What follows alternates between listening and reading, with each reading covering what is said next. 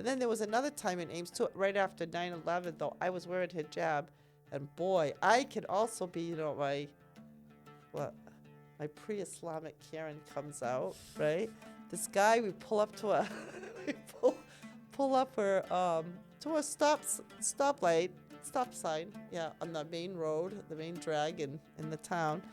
And I'm sitting there, and he's on my left side, and he's screaming over from his car. He looks over at me. I just, you know, I was with the kids, and I just turned my head, and he goes, "Hey, lady!" He got really, like, nasty. He goes, "Why the hell don't you go back to where you came from?" I never thought that I would get so angry over him telling me, "Why don't you go back to the country you came from? Go back home where you come from," or something like that. All right. We are recording. We're live. So for this episode, I just wanted to let viewers know that I've been wanting to sit down for a very long time outside of the whole podcast and have a really long conversation with appropriate, you know, time given, the environment being quiet without the distractions of kids and everything else going on in a household, to just connect with you and have a conversation about a bunch of topics, really. It could be just, you know, your background and how you came to the Midwest, originally from the East Coast, how you became Muslim, some of the things that you're into in terms of, you know, hobbies and passion, sewing and things like that. But I think that in particular for this episode and with the podcast kicking off and this being one of the first few episodes, I think there's a lot of interesting topics to hit on with your background and your story that could be really interesting to other, you know, the viewers, and also to other people who have maybe, you know, come from a different religion into Islam, lived in America, raised a family in America, Muslim women of your generation, all that. So, yeah. So for those listening, without further ado, this is my mom, the woman who gave birth to me, raised me. Assalamu alaikum. Alaikum assalam wa rahmatullah. And so, yeah, just wanted to have a conversation and jump into whatever interesting rabbit holes we'd like. So I don't know if you want to start off just with maybe a little bit about your background. Okay, yeah. Now that I've reached maturity, I'm 68 years old, I often sit and think how, to trace back, like, how did I get where I am today? And MashaAllah, and inshallah, you get another 25, 30 years minimum. Inshallah, live a long life. May Allah grant you. I came from a very small town in Massachusetts with the majority of the population being Catholic. I come from a Polish background, and on my dad's side, they were Polish immigrants, and on my mom's side, they were French-Canadian immigrants. And we had all kind of minorities in our town, pockets of people like the Irish and then the French-Canadians, and then you had the Czechoslovakians, and pretty much, and of course the English, you know, the regular, I mean, people that have been here, you know, for generations. But anyway, having come from Canada, and my mom came here as a child with her parents, she attended Catholic school and then subsequently enrolled us in the same Catholic school that she attended. So I grew up for the most of my life, well, until I was up to high school. I was pretty much living under my parents' domain, under their roof. And I did start out my schooling, formal schooling, in a Catholic school.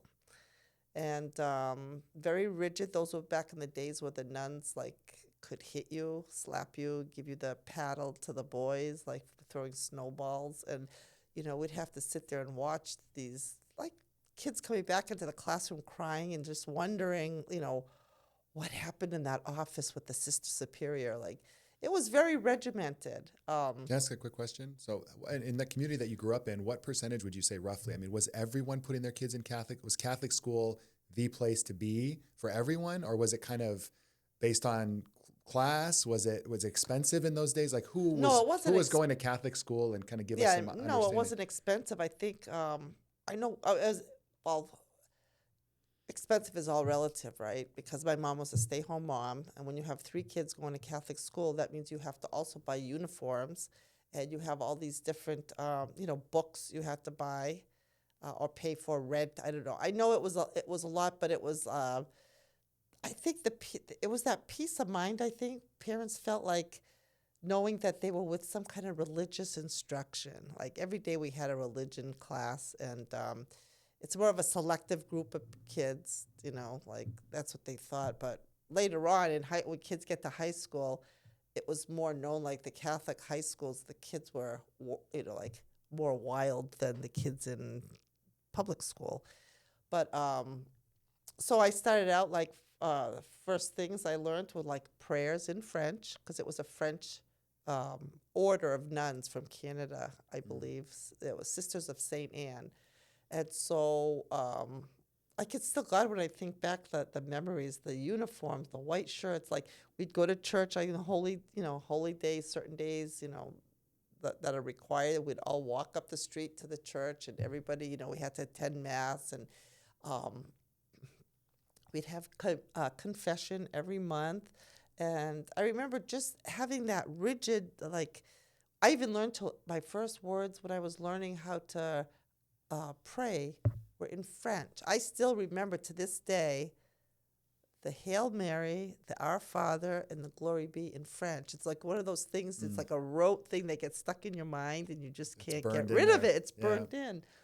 But then... And were the majority of kids in your school mostly Polish? Was the Catholic No, it was the students? French. Or was it a mix of different... Yeah, there was a Polish school, but we didn't attend the Polish Catholic school. We attended, I told you, your grandmother attended the French Canadian. So back then they could speak French to all the kids, because in that generation, most of the kids were from immigrants from Canada. Okay. Right?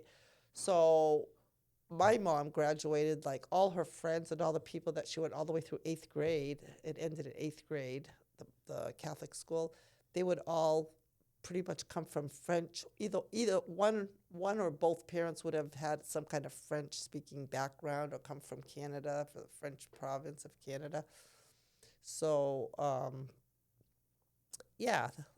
but I don't know. Things were,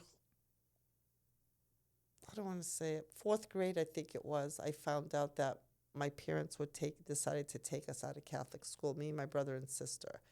And we were going to public school, and oh my gosh, that was like, that just rocked our world. It was awful. That was like the worst news we could have gotten at the time. Even though there were a lot of things we didn't like, the rigidity and they had certain things in place in the classroom, like how would you say? Every time the Sister Superior would come into the class, everybody had to get up en masse and just greet her. And certain things that were in the classroom, like statues and stuff, you knew that when you passed by, you had to genuflect and bow down to. So it sounds like for someone. It's very military. For someone who didn't go to like a religious private school growing up in the United States, I mean, I was, me and my brothers, we were all in public school growing up in Iowa. It sounds like, would an accurate description of it be like a combination of almost like religion, military school, or like a academy, and then like the Dead Poets Society movie with Robin Williams, like those like elite kind of like high pedigree private schools on the East Coast that funnel into Harvard, and that people see in the movies. Would you say it's kind of a combination of those three things? Yeah. Or how? Yeah, because I remember when I told my friends at school that I was going to be leaving Catholic school, going to public school, already you could tell there was a dissonant, like there was something like I was a traitor. Like, oh my God, why are they pulling you out? Like it was an elitist club. Like you felt like, and then not only that, but for the years that we would wait for the bus to come, because we lived in another town, so the bus would come to pick us up. On Wednesdays was the CCD classes for the kids that are Catholic that belong to that school, but they have their religious class on Wednesdays. I think it was Wednesdays.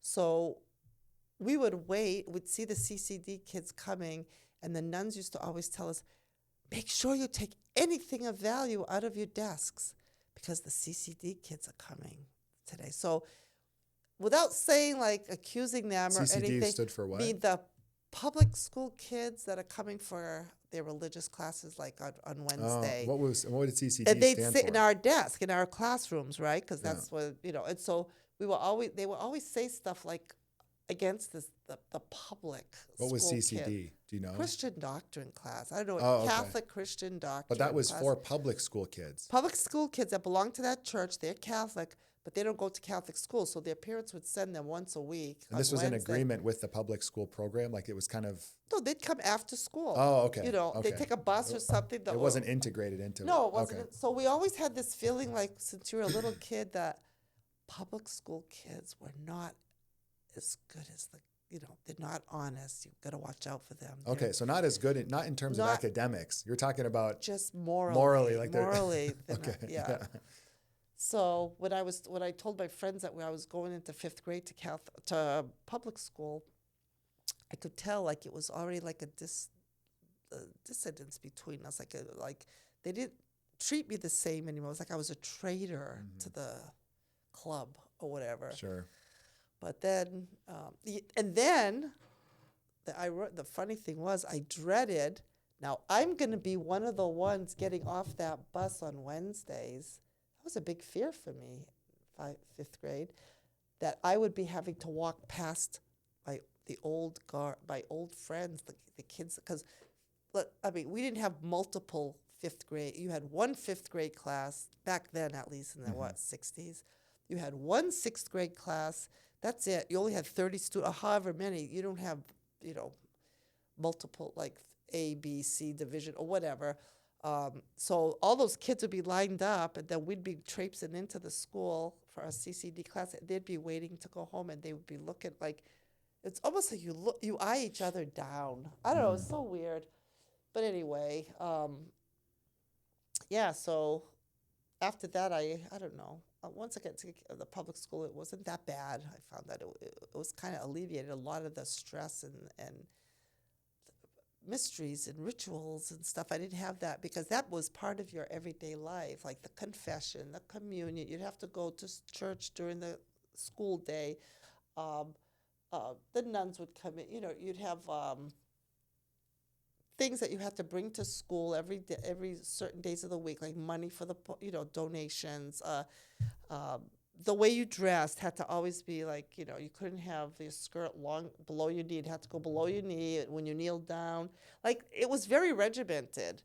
But anyway, so looking back now at the interconnectedness between the Catholic school and my life as an adult, because of the Catholic school, because we as students since kindergarten, the nuns used to teach us French. We'd have classes like we'd have to learn vocabulary. We'd learn songs in French. As I said before, the prayers were in French. Up to 4th grade, it wasn't a lot of like grammar or anything like that. Like we'd have to go home and memorize from your parents a sentence and bring it back to the classroom. And anyway, so the French was the thing, the French. And then back then, too, we had the... Did you have Latin? Yes. Okay. I was just going to say the Latin masses. It hadn't really changed. It changed when I was young, but I can't remember what year it was. But I can remember the high masses in Latin. So I was familiar with, like, the sound of Latin as a language, and then French from the school. So by the time I got to high school, I started... everybody can't wait because you have the offerings. So, I could take a language. So for me, it was a no-brainer. I was going to just go into French because I figured I was familiar with it. I had enough vocabulary. It's going to be an easy class. So I did end up pursuing French for 4 years. In public school? Public school, yeah. In high school? Mm-hmm. Okay. When I got to, no, I started actually in 7th and 8th. I did French. And then I did all the way, then I continued 4 years. 2 years down in Connecticut. I had to go to that private academy in Connecticut. So I did 2 years there. Then the new high school that I went to, the town built us a new high school. So just my senior year was there, French all the way. And I don't know why I grasped the French so much. I guess I thought it was easy for me. But then when I decided to go to college, my first time around in college, I went to the University of Massachusetts in Amherst to study. It was a 2-year program. What do you call it? Like, it's called horticulture, floriculture. So I had been employed in my town at a flower shop, and that's back when flower shops, when you want flowers, you had to go to a flower shop. You couldn't go to a grocery store and all these other like boutiques and places like at the malls or grocery stores. They didn't sell flowers. So I was trained since I was in, how old was I? Like 10th grade, I think. Yeah, 10th grade, my dad got me a job. I loved it. I loved designing flowers. I mean, it took me a while to get my hands on actually designing, but the woman I worked for, slowly, was training me. Little did I know, like I was being groomed to start being a floral designer. So then I decided to go to UMass in Amherst. I wanted to continue. Can I pause you just for a second? Sorry, I want to go back to high school just to ask a quick question before we move on to college years. What was the overall culture or environment of the United States on the East Coast in New England at that time while you were in high school, about to go to college? Like, these are the 60s, right? Are we talking post-Kennedy? 70s. I graduated in 74. Okay, so this high is, school. You were very little during the time of Kennedy. And I can remember the Kennedy But the Kennedys are a big deal. The Kennedys were a big deal for day. East Coast. I remember growing up, you and your family in general, like that side of the family, always talked about the Kennedys. The Kennedys seemed to be a point of, I don't know what you want to call it, kind of the Kennedys interest. Were like everybody loved the Kennedys. They were, who couldn't love, like, little John. They called him John. And but particularly in New England, right? Yeah, in New England, Cape Cod. Yeah, they had, that's where they lived. And so what was the environment, I guess, like in America in general when it came to, you're about to, go to college, and some of the stuff in terms of your travels around the world will kick off. What was the environment like? What was the culture like in your area you grew up in terms of viewing foreigners, viewing travel abroad, or just in openness to people of different backgrounds? Like, what was that? Can you give us a little? We were very, very insular.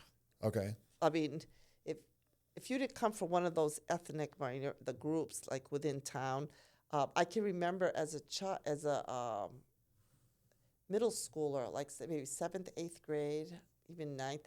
I remember my grandfather, whose father was an immigrant from Poland. He used to come every Friday night, like clockwork, and visit us after the town hall meetings. He was on the board of the committee, complaining because we had an influx of Puerto Ricans coming into the town, because the towns I lived in, they were all like the old mills, factories, from the 1800s, the Industrial Revolution, We had eyeglass places where they made eyeglasses, greeting cards, linen factories. I don't know what all else, but I mean, they were, because that's New England. It was just, you had your factories built next to the rivers and stuff for the power. So I can remember, so anyway, they needed the workers, so they were bringing up the Puerto Ricans from Puerto Rico to work in the factories. I can remember we had a big factory in our town for fabric, Cranston Print Works. And my grandfather would sit there and, of course, they're not going to spread out in the computer, like all minority. They'll tend to congregate where they group up. They live in the same area. And so, oh my gosh, it was just like people, for some reason, nobody really knew them. My grandfather didn't know any Puerto Rican, but he would sit there at night and just talk about those whatever the derogatory word that, was popular at the time, calling them. And my mother would say, "Hey, Jaji, what's wrong with you? Why are you like that?" Because my mother, too, is an immigrant, right? First generation. Sure. But she'd say, "Your dad came from Poland. What do you, So it wasn't too long ago that he was getting the same. He was getting the same treatment from people who were local or considered to be residents. See how integrated he was, assimilated. He was born here, and he was the true American. So I don't know. People.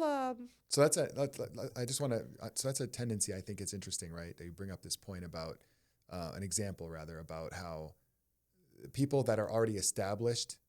There's probably like a psychological bias that has a really like official title that I'm not recalling, where it's like there's this bias for people who are here and now they're the in group. We're the home people, the home team, and then whoever's coming from, it doesn't matter really where they're from or what their background is, probably so much as they're just different. They're coming and they're new, and so we're gonna try to identify them as such, and then it comes with all the negative potential associations. But in reality, like, it's the story of America, right? Is there these waves of different immigrant Yeah, groups well, that look, come in in. New York, the Irish in New York City, in Italians. Boston, like in that area, they were considered like the like Low class low or class bottom rung people. when Yeah, they first bottom of the came. rung. Yeah. Yeah. Um, Italians went through it. yep. You know, different Oh, we waves had of a lot of immigrants. Italians too in my town. Greeks were the next. That was Greeks. another wave. A lot of Greeks came into our town, and what did they do? They started opening up all these delicious restaurants and pizza houses and everything. And so, yeah, it was nice. I mean, we had a lot of cultural influence, but it wasn't much like the one thing everybody did celebrate, and everybody couldn't wait for the summer. The churches would start having their festivals. So that's how people got together. Like everybody would be talking about, oh my gosh, the Greek church is having their festival this week. And so everybody was thinking right away, stuffed grape leaves, Food. souvlaki, Yeah. the kebab, like, Right. yeah. The Polish festival, they'd have their stuffed cabbage rolls. And we're going to go to, they're going to have a polka band there. And they're going to, so that's how, like, members of the community integrated. Like, So even then, I mean, not just that, but I mean, it was something where we all looked forward to. It was mostly food-based, like look at a good time dancing.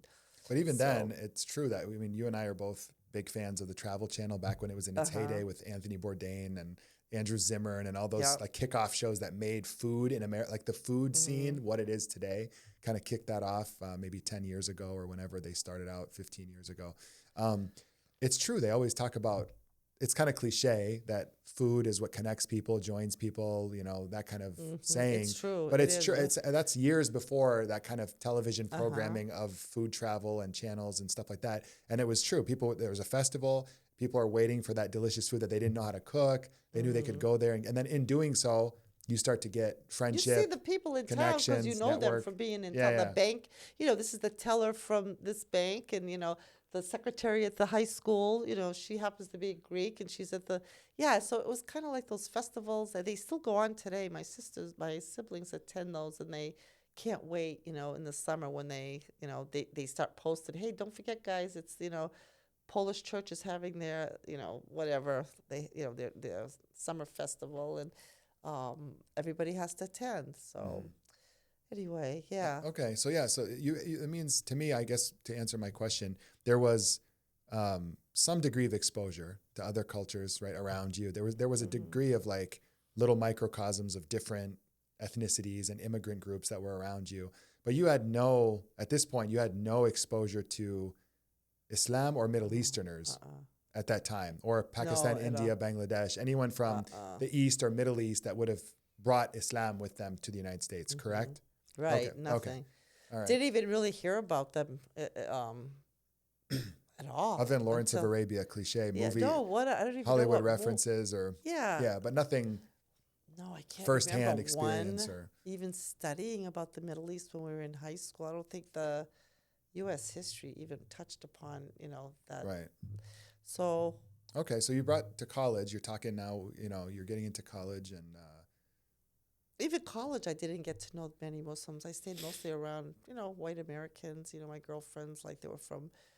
For me, it was like I get to be with girls from the cities. Like I lived in such a small town community in the central, right on the border of Connecticut and Rhode Island and Massachusetts. Like, just really like I'm meeting women now, girls like 18 years old that from Boston and from all the suburbs, the towns around Boston, Framingham, and they talk about like the things they do with their friends, and it was totally different, and the music they listened to was different. We were still into all the old, the rock and roll. They were into like the disco sounds and all this stuff. It's like, what is that? Like we weren't sure. Do we like that? Are we supposed to like it? I don't know. It was just, that was a culture clash back then. It was sort of a culture clash. So, but we didn't really have any, I don't remember like really bumping into a lot of like different people from different ethnicities. So, but then after I finished 1 year of school at UMass in Amherst, I took a break for a year. I didn't know if I wanted to continue in that program because I really just wanted to learn how to design arrangements. I didn't want to learn how to grow the flowers from seeds in the greenhouse. And so I took a break for a year, and then I decided, nope, I got to get back into college. I didn't want to wait too long. So I started taking college credit, at night, community college credits like my English, knock off some of those elective classes or the English classes. And then somehow I found myself, back into when I had to declare my degree at the state college. What do I do? But I end up picking French, right? Why I did that, I still to this day, I don't know. I had the French in middle school. I had the French in high school. Then I went to a French degree. So that's kind of like where... The goal being to teach French someday? Yeah, sometime, but for some reason to live I never... abroad? Was that even there at that point in your mind? Well, in the beginning, I just loved French. It just came easy to me because, my mom spoke French, not like she didn't speak the kind of French the formal French like from France. She spoke like a patois, like a Canadian mix, like an older... We used to get into fights, me and her, because I'd ask her to help me with my homework sometimes, and I'd say, how do you say this in French? She'd say stuff like, I knew it wasn't right. I knew it wasn't the right answer. Yeah. And I'm like, no, it's not that. Just think of another way to say it. She'd say, that's how we say it. And like we'd end up in spats, me and her. I go, just forget it. I'm not going to ask you. She goes, don't ask me anymore how to say it. But it was a different kind of French, like a what do you call it? What's the word? Yeah, it's more like in Arabic. You have formal Arabic, and then you have you have street your Arabic, your regional, Arabic, local, just dialect. It's a local dialect. Local dialect from that area in Canada where she came from.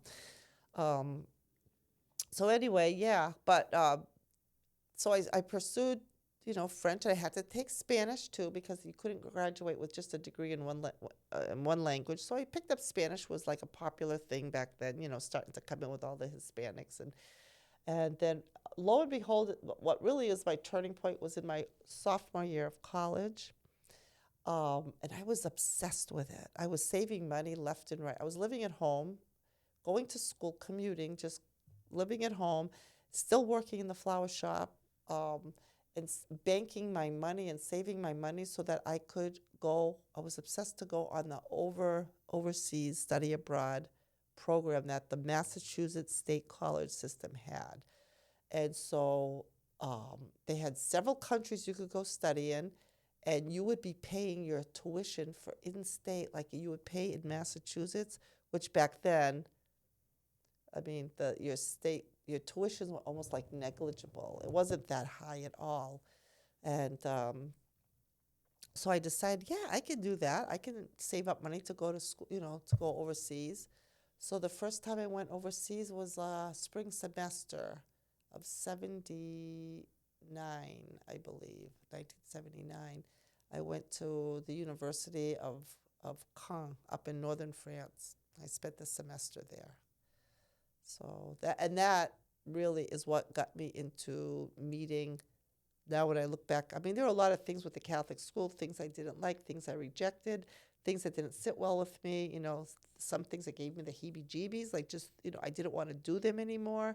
I was slowly changing, but I didn't know changing into what. I wasn't espousing anything new. I couldn't, religion wasn't a big part of my life at that time. I know I believed in God, but Catholicism just wasn't for me. So it wasn't until I went and I studied abroad in France that we ended up getting, of course, France has a large population of immigrants from Algeria, Morocco, they were colonized by France. And so a lot of my generation, they had either gone to France looking for jobs, education, whatever. So that's how we got introduced. Like I got introduced to my first real Muslims. Mm-hmm. Then was in college in France. Yeah, study abroad in France. Yeah, study abroad in France. I didn't.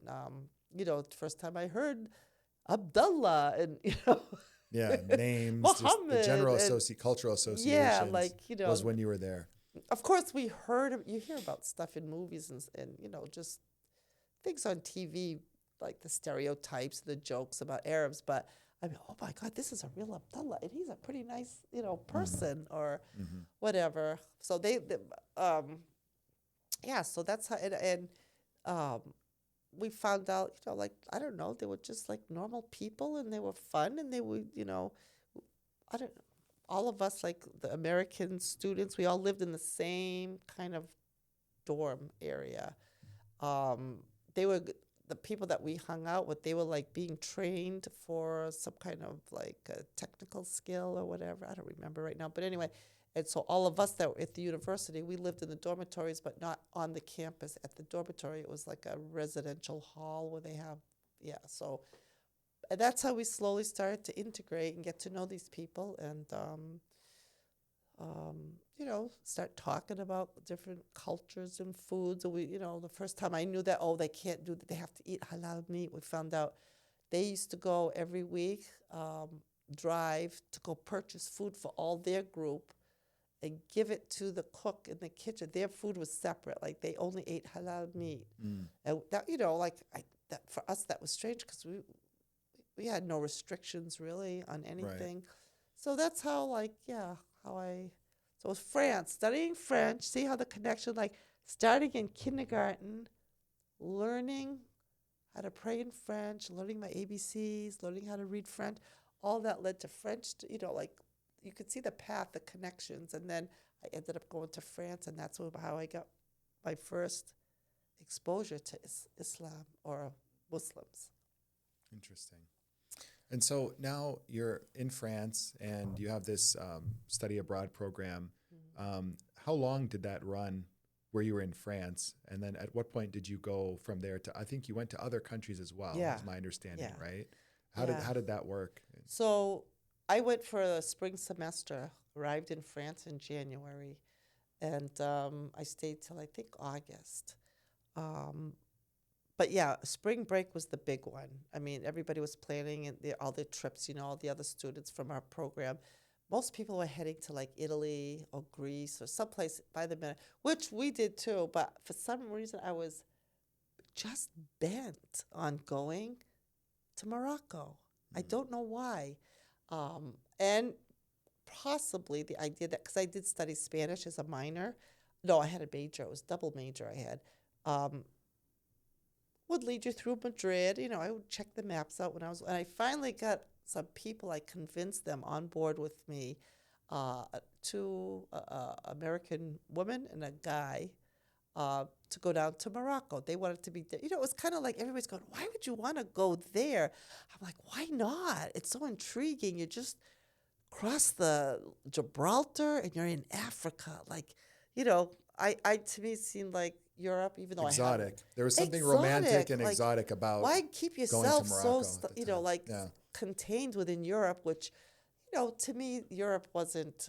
Some people found it like, oh, they couldn't stand living there. Like one girl, it was so behind. Like she just had this idea that France was so behind the United States that she was there for a week and then she called her parents and they sent her a ticket. She couldn't deal with France. You know, I mean, it was so modern to me. Yeah, things are different, but.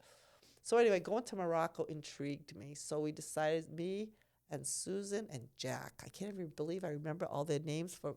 But yep, we got on a train ride from northern France. We bought our tickets. Then we went through Paris, you know, all the way down Madrid. We stopped because we got the student tickets, the train passes. You buy, you know, pay a flat rate. They run for so long. You can have them from this date to this date or whatever, and you can get off whenever you want, get back on whenever you want. So we took a couple side trips. You know, we stopped in Madrid for a couple days. Then we also went down to Seville. We went to from there we went to Cordoba, right? Got back on the train. You know, got down to I think it was Cadiz. We went, and then we took the boat, the ferry over to Morocco. I can remember passing by the Rock of Gibraltar, you know, it's like, and then you're on the high seas, you know, I'm getting seasick and everything. I mean, I had never been on a big, like a ferry like that, but, so I decided the best thing for me would be go on the on top of the deck, stand right at I don't know what it's called technically, but the point of the front of the ship. Who really knows the names of all the different parts of ships? Yeah, but I was... Bow, port, the bow. all these things. Yes, it's I can't the keep bow. it straight, but yeah. Yeah, and I felt really good as long as I kept breathing that air, and, you know, my queasiness went away. And then lo and behold, like when the landline starts, the horizon starts filling in and you start seeing Morocco, and it was getting closer and closer, and then Jack and Susan came up, and we're all standing there. We're thinking to ourselves, what did we get ourselves into? Like maybe we should have gone to Rome or Lisbon or something. You see all the, like, it was like going for us from, Massachusetts. Everybody's just stepping into another time for us, a time frame, because back then a lot has changed in the Middle East now. In Northern Africa, everything's modern, but these were the days still on that crux of, just coming out modernity of colonialism. Yeah. Things are still very primitive and very, It was something I'll never in terms of forget. Infrastructure, I should say, in terms of infrastructure, in terms of the modern amenities, things that you'd expect coming from the United States or Europe. Yeah, and the dresses, the way they were dressed, and then people, I don't know, just the hotels, like the oh my gosh, the first time, I laugh now. And did any of that scare you? Yes, we were kind of uptight about it, and then we didn't know how nice the people were. We didn't trust any coming from United States that, oh, these people are different. Like, what do they want from us, right? They were just nice people working to make a living, trying to get us to go with them. They'll show us a hotel. Tangier we arrived in. So Tangier is kind of a bustling, rough place to step off the boat from. And so we met this one guy. He worked for the government.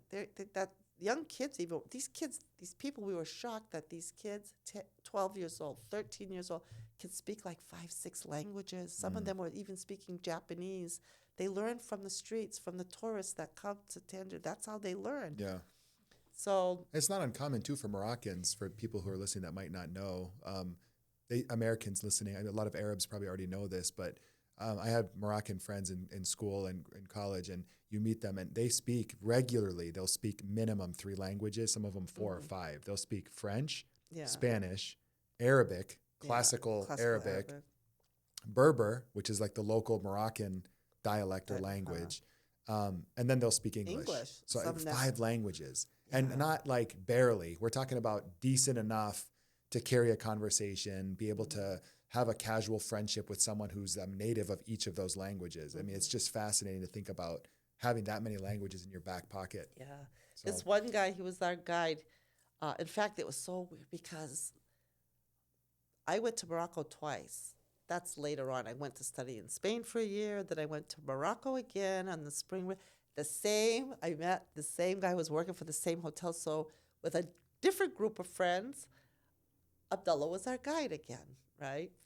So we were shocked that all of a sudden we're sitting there, they take care of everything for you. It was unbelievable just to see the hospitality and the generosity of these people that, they're protected. They take you kind of under their wing because they know that there are people out there that, you've got tourists written all over your face. Just the way you're dressed and everything. Yeah. You're like a magnet to, people trying to, sell you stuff that, rip you off and, whatever. Hawkers that are trying to give you anything they can sell to make a... But this guy was really nice. And, of course, we compensated him at the end, for taking such good care of us and everything. But the funny thing was he took us to a hotel that was right overlooking the Atlantic. And it was an old, from the 20s. I don't know, you could picture like Hemingway sitting there or somebody like a writer. This huge, gracious balcony overlooking the ocean, and you just want tea or something, and somebody comes and asks you, do you want tea? And this little kid will come bring you tea, mint tea on the veranda. And it was like, I was pinching myself thinking, am I in a film? Is this real? I was so thankful that I chose that. And I thought, you weren't wrong choosing this vacation. I think, we all enjoyed it so much. But at night, okay, so you go into the hotel, you've got all the employees, the men wearing the fez with the little thing hanging, that's what, Turkish, right? From the Turkish Ottomans or whatever. I don't know the connection between the Moroccan, the Ottoman time. It's called a fez, but that Fez is a city in Morocco. I don't know. Anyway, it's called a fez, and they're little slippers, that look like Aladdin slippers made out of all beautiful slippers, all brocaded and everything. With the rolled tip. Yeah. The toes go up like a little sled or a toboggan. But the first time the place was magical. The hotel, it was just like, I don't know if it's even standing to this day because it just was a grand hotel that is defunct, going on its defunctedness. I don't know if that's a word, but going downhill. It's seen its days, and now it's kind of just hanging on. So we get a room in the back of the hotel. First time I heard adhan in my life wasn't just from a distance. The masjid was right behind the window. Like you look out the window. Just be careful with the camera. Okay, the masjid was right out beside, right there. And then the guy's voice on a loudspeaker. Oh my God, we all got up. We didn't know what to do. Did you think it was like a siren? Yeah, a siren, an air raid. Like do an we air raid, leave? a Are they warning? getting attacked? Yeah, Like, is there a tsunami coming? If you could have had a camera on the ceiling watching 3 white Americans, like, from, freaking out. Yeah, freaking out, not knowing, because back then they didn't have a lot of the Indiana, all those movies weren't really. Yeah, it was like late 80s. And it was loud, like the muezzin was like just like loud, and so we all got up and went downstairs. Anyway, so that was like when I look at this stuff, like I thought, oh wow, that was a scary moment. But that now, whenever I hear the adhan, it's beautiful. It's like, obviously I'm not like 6 feet from the building, either with somebody with a microphone screaming it out. But yeah, anything that loud is going to be jolting. Yeah, but but I think back, well, that was my introduction to my first adhan, was this horrific, scary. Little did you know that 40 years later, or whatever, you'd be at Hajj, you'd be in Mecca, with yeah, like, see the beauty of it, the peacefulness of it. Anyway, yeah. So, anyway. Yeah. Go ahead. So what from there? How would you kind of paint your path towards the first inkling of Islam as a religion, understanding the basic gist of it, tenets of it? What was kind of the next? You had like a bit of a cultural introduction, and then you come back to the United States. Come back to the United States. How long total were you overseas? Again. Yeah, so Spain for a year. In Spain, I lived in southern Spain, which was the old Andalusia, right? Yeah. Al-Andalus. And so, oh gosh, they were all kind of, buildings and old castles and old mosques and places, even in the smallest towns. You could take a bus outside of Seville and there'd be the remnants of something that, and why I was drawn to that, I don't know. So I spent 2 semesters in Spain, fall and spring, but I attended just the fall actual formal classes because I was already a graduate. I already got my bachelor's degree, but I still wanted to take advantage of that program. So spring semester, I decided I didn't need the credits or anything, so I decided just to live there, not go to school. So there was another guy from Boston. He did the same thing. So when everybody else was in school, the students, he and I, like, a couple times a week, would plan a trip. Like, we'd just look at the map around Seville and would say, oh, let's go to this place, or let's go here. We'd take off, we'd go there and come back. But for some reason, I always was interested. We always ended up going to these small towns that had some, like, wall remaining from an old Arab, like, I don't know, house or mosque or whatever. And so then I was kind of, after I got back, I went to Iowa State University. And again, at that time, there were a lot of people that were coming more from the Middle East to study, like, from Kuwait, people had money, from even like Lebanon, people that worked in the Kuwaitis, a lot of Kuwaitis. So what brought you to Iowa? So for us, so let me just explain something for people. So for Iowans, when I moved to Chicago, especially to this area, anytime I would meet someone to this area, which is, Bridgeview, Oaklawn, Little Palestine area, where you have all these Muslims who are mostly Palestinian, Jordanian, Egyptian, Syrian, Lebanese, kind of Iraqis, Yemenis. They'd say, oh, you're Omar from Ohio. Anytime after they met from Ohio. Really? It's almost like people have no understanding that Iowa exists, was the feeling I had. Like, no, not. After a while, I just started saying, yeah, Omar from Ohio. But it's like people didn't even know that Iowa was a state, number one, where it's located on the map, somewhere west, or east. I mean, a lot of people, that's how bad it is, right? With not knowing Iowa. It's so kind of just not talked about and not focused, other than the Iowa caucuses and a few political references that come up seasonally.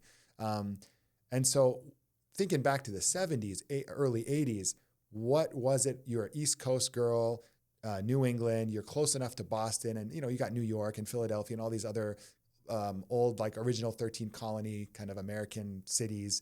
You've got your travel abroad. What would draw someone to go to the Timbuktu of the United States to a degree of Iowa, dead center of where Iowa State University is located? Once I got back from Spain, that second stint, I knew I wanted to do something. I wanted to live in Europe. I made that already in my mind. I didn't want to stay in the United States. I wanted to have, I was young, single.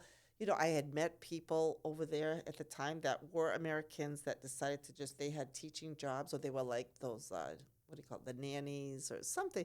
So I decided that I'm going to go and I got to get a degree. Since I didn't pursue a teaching degree in Spanish or French, I kind of let that slide. I just graduated with a degree in French and Spanish, but no practical skill. I thought I'm going to go for a bachelor's degree to teach English as a second language. Okay. So I thought that Iowa State was one of the, universities that had it. This was like a new area just starting. The universities would, 3 years maybe, they really started to get their, when they get the programs are like licensed. Certified programs and master's degrees in it. Accreditation, yeah. So that's what I did. And I had met a few of the people that I studied with in Spain were also going to Iowa State. Just so happened they had a program. I checked out Iowa State. To me, even from Massachusetts, oh my God, that's Iowa. I never even hardly heard of Iowa, right? Right, that's what I mean, yeah. It's just it's flat, it's boring, it's where tornadoes and corn are, and that's kind of like what people associate with Iowa, yeah. So I came out here for that reason, and again, then, like I said before, a lot of students coming from the Middle East, it was a boom town. They were getting scholarships, so that their parents had the money to pay for their out-of-state tuitions, and so you got more influence of people coming from the Middle East. So for some reason, that's how, again, you just you did have the boom of the Gulf was booming with the oil economy. Lots of people, Kuwaitis, Saudis, Iranians, the ones that fled from the Shah, revolution. The ones Shah. that had, not a lot of the Iranians settled in Iowa. Most of the rich ones went to California at that time, but there was some. Tarantulus, hence the name Tarantulus for Los Angeles. Tarantulus. Oh, I never heard that. That's funny. That's the first time. But they wouldn't be. But there would be enough because Iowa State was an engineering school, so there were probably chemical engineering was probably a big one for people coming from the Gulf. Computer engineering was still very early computer engineering, but probably chemical engineering, industrial, mechanical engineering, fields with like the hopes that everybody's going to leave and go work in the oil industry. Stay here because they had a better chance here. At that time, the visas, if you did well in school, it was easier to get for the company to apply for a visa for you, a work visa, right? They would get it. So a lot of the students didn't go back. They moved on. But, they moved out of Ames, Iowa, but they got jobs, permanent jobs in the United States. So, yeah. Interesting. And that's how I ended up meeting the father of my kids through Iowa State University, and just, people sitting, studying at night. There were a group of American women, and mostly women, and then you start going to a certain place night after night, and faces become familiar. Then before you know it, somebody offers to buy you a car, and you end up like a group of people. And so that's how I ended up, I still wasn't practicing any religion. Religion was the furthest thing from my mind as far as trying to adopt something. It wasn't even on the radar. It was kind of. I still believed in God, but I didn't. Not agnostic, not atheist, not agnostic. Kind of born into Catholicism, but it's almost. Would you say Christian by name, by association? I was Christian. Or was there more faith there still than describing it that way? No, I started at that time. It was funny because when I had lived in Europe for a little bit, my experiences, I still was kind of like, I went to see the cathedrals and the certain days they have a saint, like Saint, I can't even remember, but I think it was in Seville when I was living there. Almost every little village, every little area of town has a saint. He like laid to rest under the altar where they do the mass every day. But on that saint's feast day, they'd put down the front of the altar. You could see this mummy. Like, really? Yeah, like but I wasn't going for any religious thing at that point. I was going, like my mom would probably say, like, oh, you're a sacrilegious person.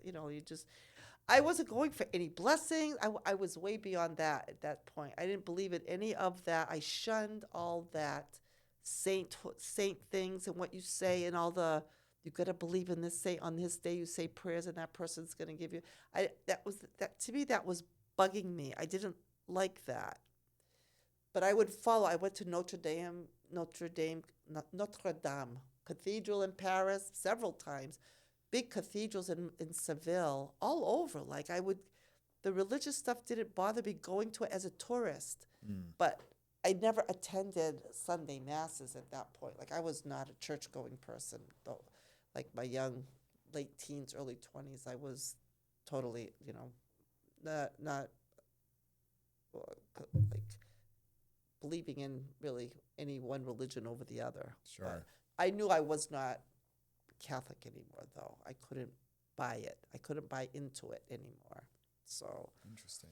But I knew I couldn't be Hindu. I knew I couldn't be like Tao. I couldn't be like, I don't know what the other religions. So you had a general affinity towards the Abrahamic religions, towards the monotheistic. Yes, there was kind some of truth Abrahamic in there. religion. I could feel like there was the truth, and I Did you- believed in God, Did you can I ask you a question? So when you got your first introduction to Morocco and you're in Morocco and I'm sure you had little conversations about, you hear the adhan, and you start to understand that, oh, this is a Muslim country and, they have, Muslim religious practices, but also their own culture, et cetera.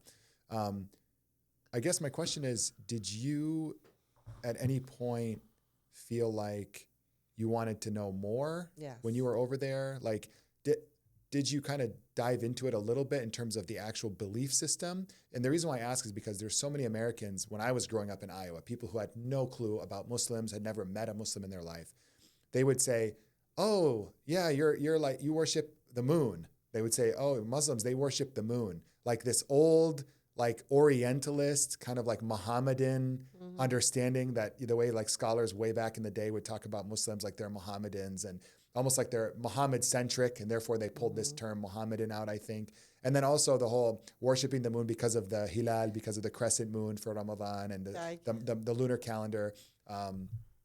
So I heard this growing up, and this was in the late 80s, like in the 90s, growing up for me in America in early 2000s. But for you, did you have a lunar Mohammedan kind of centric understanding of Islam at that point? Or did you know more sophisticated enough to know that they are an Abrahamic faith, they believe in one God, they believe in Jesus, they have these other things that are very similar to Christianity in respects? I don't think the people that of course the people that I knew, it was all more social, fun, we had conversations, but I knew about, it was a monotheistic religion, Islam. Of course, we knew about Ramadan and the halal meat and the 5 prayers. But the thing that struck me when I went to Morocco was really there was such poverty. Like you could see the street, the way people were dressed you just get a feeling, that you're in a kind of a financially poor area. But the people were so happy, so generous, so welcoming. I mean, we had one girl, she's like 13 years old. We're strangers to her. We met her on the street, not on the street, but in a park, sitting, we're taking a break, and she comes over. She spoke English pretty well. Ended up an hour later, we're sitting in her house. She went and invited us to her house, and we were eating couscous, from one of those Moroccan tagine, the tagine and everything on a table on the floor, up a little bit off the floor. And there was something about the people I would wonder, like, look at them and, like, the way they behave with each other, their manners, something was kind of getting in under my skin, and I still wasn't really searching for anything definitive at that time. But you'd say it But I laid would the say it laid the all underlying those- groundwork and Yeah, positive bias, yeah, let's say, association of positive things as a kind of underlying framework before you start actually learning about Islam in a formal way of these are the tenets of belief. This is what the actual history is. This is what the book says. Before you get to that, you already have some kind of cognitive Yeah. bias that's friendly towards yeah. Muslim culture. Yeah, Would I that was be a good way friendly of to it. I describing it? liked it. I liked, of course, there are other things too. Like, I always, but even since I was 16 years old, 14, I used to sew. So I liked fabric. I used to sew a lot. And then just like after meeting people, then I started seeing their textiles, started seeing things women would wear to functions, like their dresses, their abayas, like there'd be always something on campus where the students they even had at Iowa State University the yearly fashion show, like the MSA, Muslim students would have a fashion show, and the men would have their thobes on, and the women would have their whatever they brought from back home, beautiful. Like to me, I was like, oh my gosh, so that whole thing, the attraction of the fabrics, the religion, the food. I started getting introduced to the food, and how do I want to say it? I was in the early stages of learning how to cook on my own to begin with, because my mother, she was very particular about her kitchen, about making a mess. But long story short, That doesn't sound familiar my in terms of household upbringing and culture from her passed to you, passed to me, being OCD about everything like that. But I mean, at some point, we just wanted to learn. When your daughter's like now, a lot of the women in the Middle East, that's what they do. They teach that to their next generation. The girls can run a household at 15 years old. They can, I didn't know how to do anything, not even how to I could, So anyway, living on my own in Morocco, not in Morocco, in France and Spain, I also had roommates from India, from the Middle East, from Morocco. So we were all cooking together. We'd pool our money together once a week. Everybody would chip in. Somebody would be in charge of going down to the market to buy the ingredients. And we were eating chicken curries. And the Moroccan girl would make us couscous. So I started getting interested in spices, all different kinds of, not just rice. There's all the grains and the semolina and So it was like a whole. That same thing happened in Iowa. Like when I was at graduate school, like everybody would get together, they'd invite each other, they're having a dinner, or there's something going on campus. And so it was just like, it wasn't just the religion, but it was the culture that was attracting me too. Like a different way of life, a different way of some peacefulness, some kind of, the way people are so, friendly. And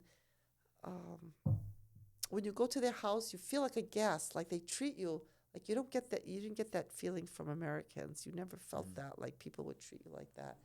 So I don't know. It was kind of coming from every layer of, on a personal level, your taste, your hobbies, my, travels, my everything. There was synergy and synergy something in was everything. jiving, right? Just Yeah, on all yeah. cylinders. It was firing and it was clicking and connecting. Yeah, and nobody ever said to me in all in those your years mind. at Iowa State, like, why don't you become Muslim? Because I don't know, they weren't proselytizing back then. Like, these were kids, young students, my age, they weren't dais, like They running weren't around. dais. They weren't doing dawah across the Yeah, United States. Yeah. So Interesting. And so you convert to Islam at some point, and you then start learning about, obviously a bit before that, but for a lot of people, I think, the conversion happens and then they start diving into the really deep stuff. What do you recall the most around, maybe things that at first didn't make sense to you, then all of a sudden you start clicking, kind of the more intellectual, because you were, educated person, you're very I tell people who are listening, my mom is very sharp when it comes to reading, writing skills, but also this is someone who later in life went back to school and ended up doing a nursing degree and taking science courses, technical science stuff for the first time in her life, and just got straight A's. So there's you put her in engineering school, you put her in anything, I think, Not okay, maybe not, but I'm just saying, maybe not advanced calculus and stuff, but for a lot of subjects, if you put your brain into it and you have the right teaching format and learning format, you're going to be able to do well in it. And so someone like that, you know, just thinking through it, what were some of the things when you started to put your intellectual faculties into understanding Islam that maybe surprised you or maybe attracted you even more, that really solidified the idea in your head that this is the truth as far as I see it in terms of spirituality for me? The one thing when I the one thing I got kind of hung up on was that whole thing. I read a lot about it, kept going back to it, is about that multiple wives. Mm-hmm. That whole thing in the modern world, I'm thinking, can I really get into something like, you know, that it's permissible to have multiple a religion that allows for this. That allows that. Where I come from, Catholics, where they don't even get married, right? I mean, now you're allowed.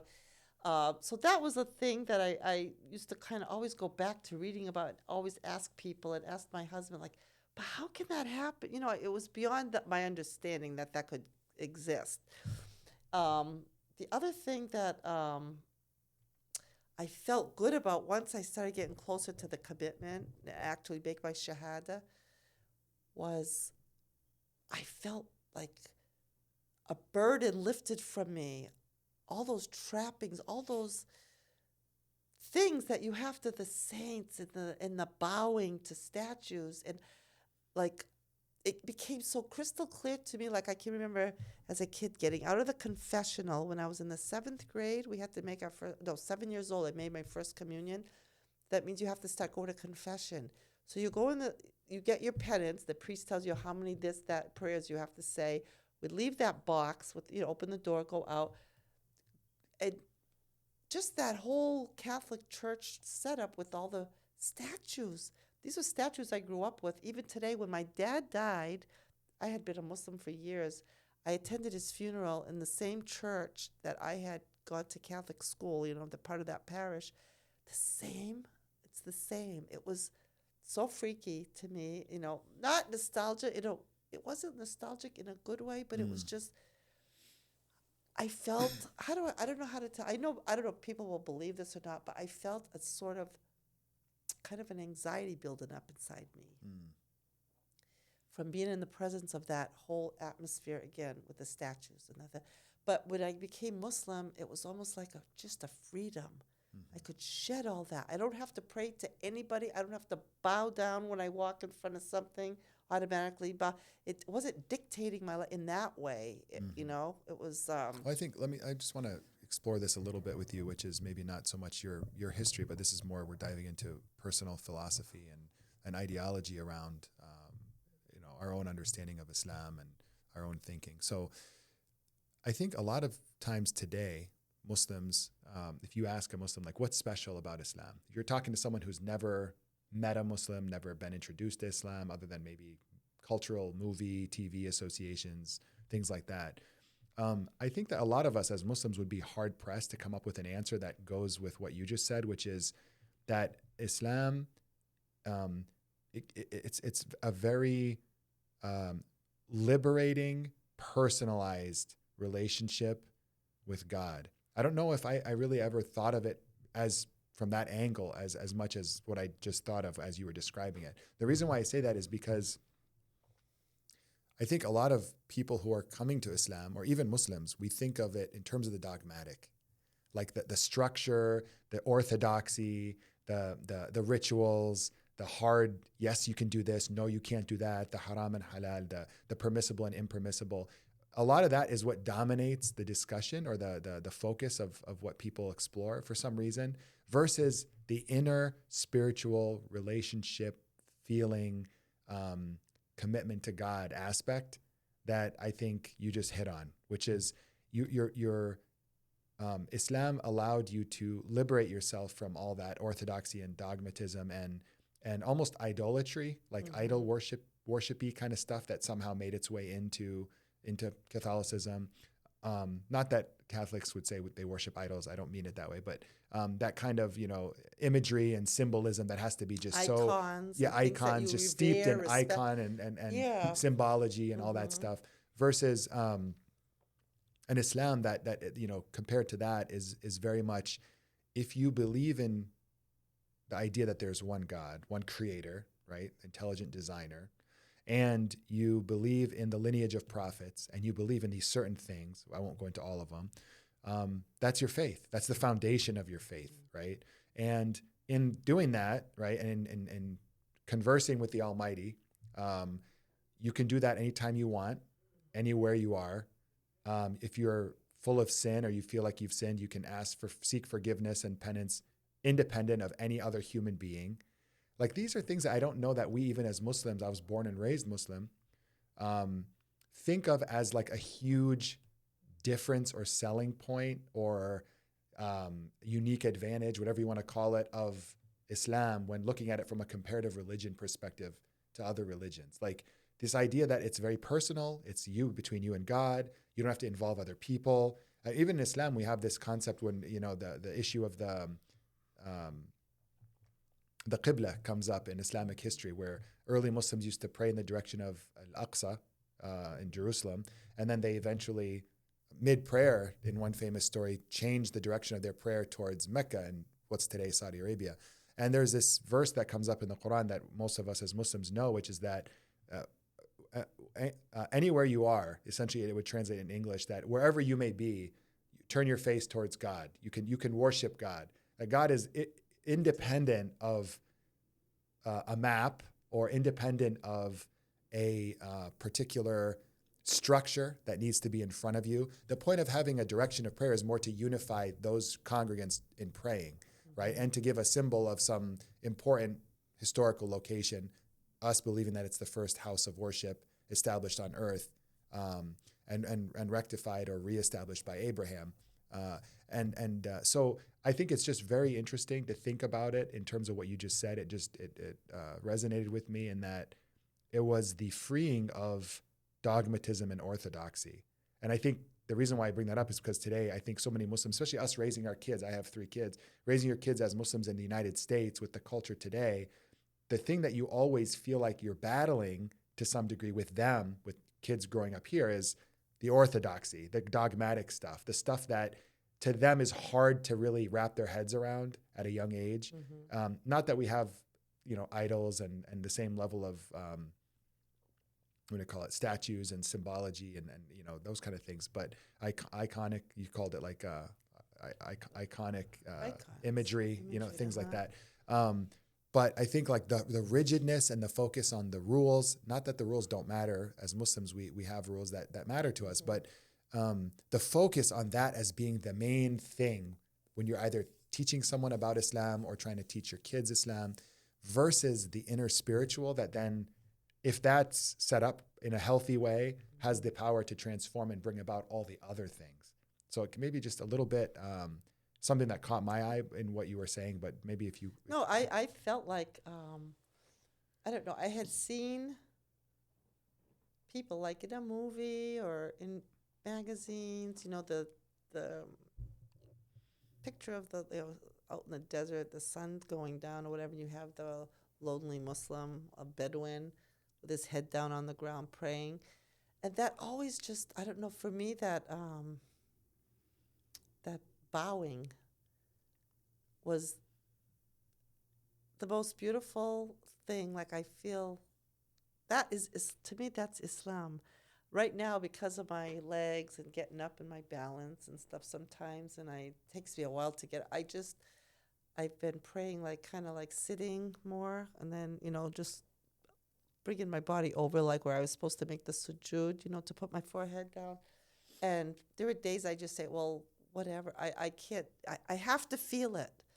It's part of my, like, that's the beauty. That's what I loved the most about the Islamic prayer, is that bowing down, and you feel like you are showing Allah that there is nobody else in the whole world worth subjecting yourself to except for Him. Mm-hmm. And the power of du'a. It's been years I've been learning about it more so also too on the from the internet, with all the different, you know, like Omar Suleiman and Yasser Qadi, watching their podcasts and their presentations, but that whole beauty behind asking Allah for forgiveness, demanding from Him things that you want, um, beseeching in the prayer 5 times a day, not just running through your prayers. Like when I guess I wasn't, everybody has a path that they start out when they first, when I first became Muslim. I just did the prayers, prayed, but I didn't use my time wisely back then in between the sujood and all that to actually make dua. To me, it was more like the ritualistic. Okay, so I am praying 5 times a day, but I wasn't.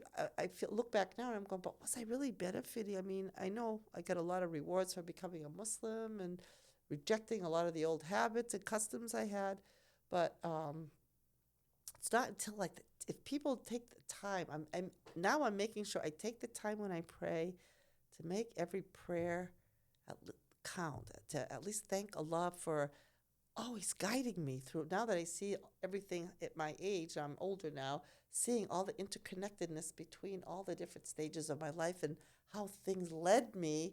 Little did I know, even after I got divorced from, after a 22-year marriage, seeing how Allah took care of me. I was so afraid, what am I going to do?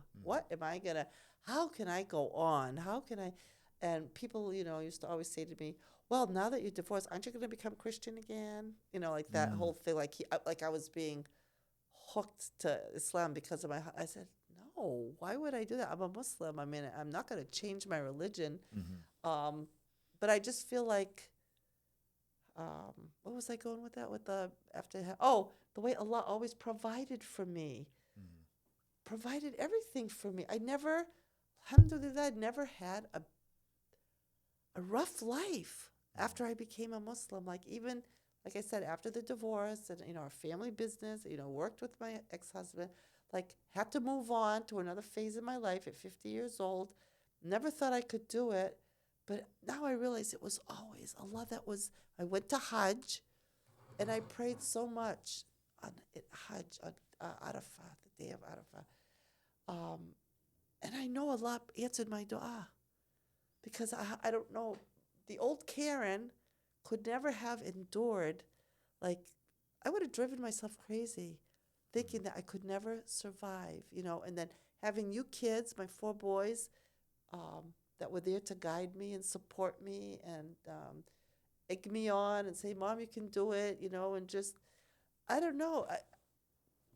It was Yeah, there's something very personal about that. I want to touch on too for myself is there are so many times I think if we're all being honest with ourselves, everyone listening, ourselves included, there are times where,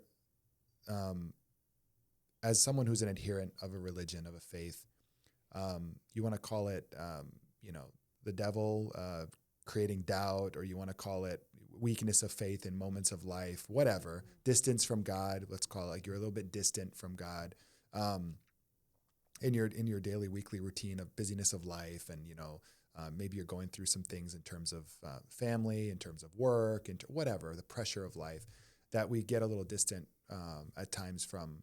Where we would consider ourselves to be our anchor point, where we were as a Muslim, even for people who are non-Muslim, I'm sure they go through something similar for themselves.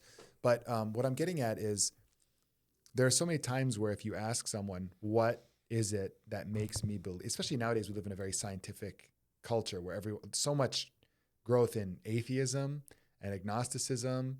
And they say that if you don't count birth rates, these are the cynics. They say if you don't count birth rates, Muslims will say Islam is the fastest growing religion. And oftentimes in a country, it's either due to immigration or conversion sometimes, or birth rates. And I think what the cynics that are saying that are trying to say is the fastest growing religion outside of that is actually to no religion, especially in the Christian community. And I think what I'm getting at here is at times, it's so difficult to make it a calculus or math equation of saying 1 + 1 = 2 when it comes to how your belief is in your head and in your heart. And a lot of times, for me at least, it's those moments where you needed God, where you know you were making dua, you were supplicating, you were beseeching God, like you put it, for something you needed in your life, and you got the answer, and you know that it was like a glove on a hand, like perfect fit answer for what you needed in that moment, in that struggle or whatever it was that you were going through.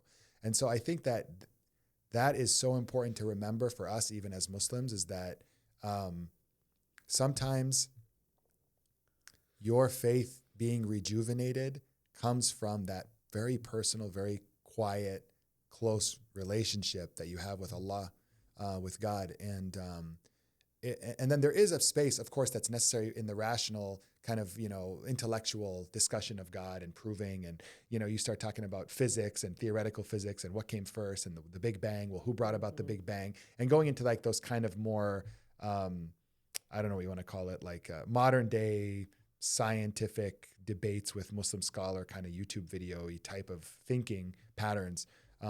But I think you need that. But you also, if you say to someone, what is it that resonates for you? What is it that is kind of the well you go to kind of invigorate your faith and your belief and everything?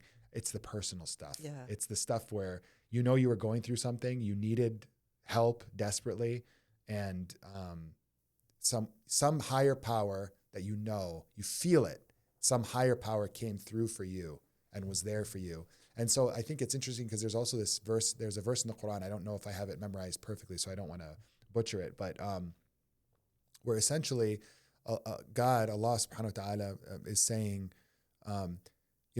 as an example of what not to be, is to not be the type that when they need God, he answers them. Or when they need God, they call upon him. And then he answers them.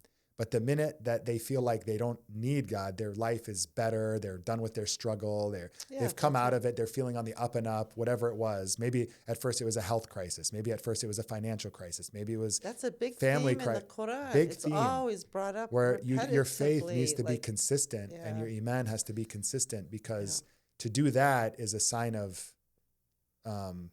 lack of faith, or lack of it's a hypocrisy. It's a degree of hypocrisy. There's a degree of having an unhealthy understanding or framework of God, where it's almost like I would equate it to like a lucky charm trinket, like pull it out from your pocket when you're in trouble and you need it, and then the minute you're done, you put it away. Instead of being thankful, and making you closer and being more, closer to God, trying to bring yourself even more closer than you are, you kind of just turn your back and go, oh, thank God I got out of that one, and then turn your back and go about your life. Just like that's what the people back during the Prophet's time, they'd be with him when the things were good, when they needed something. Prophet Muhammad alayhi salam used to pray for them, make dua, they'd get what they wanted. As soon as everything was cozy and cushy and life goes, they'd turn their backs again. Like they just couldn't commit. But it's so beautiful the thing about Islam is like when you by yourself, I mean, there's nothing better than you go to the Friday prayer and you have the mass amount of people praying, or you like in Mecca where you see all the Muslims praying.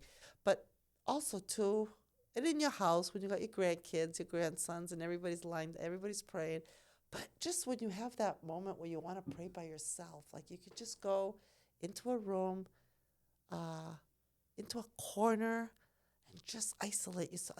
That's the best time when you can just focus and, not have any outside distractions. And I mean, I don't know. It's the most organic, non-GMO. Yeah. What do you want to call it? It's just beautiful. Democratic, grassroots. Insert all the modern terms that kind of signify authenticity and natural that you could get. And I think it's interesting too, because if there are non-Muslims listening to this conversation, there are references to the way that Jesus Christ prayed.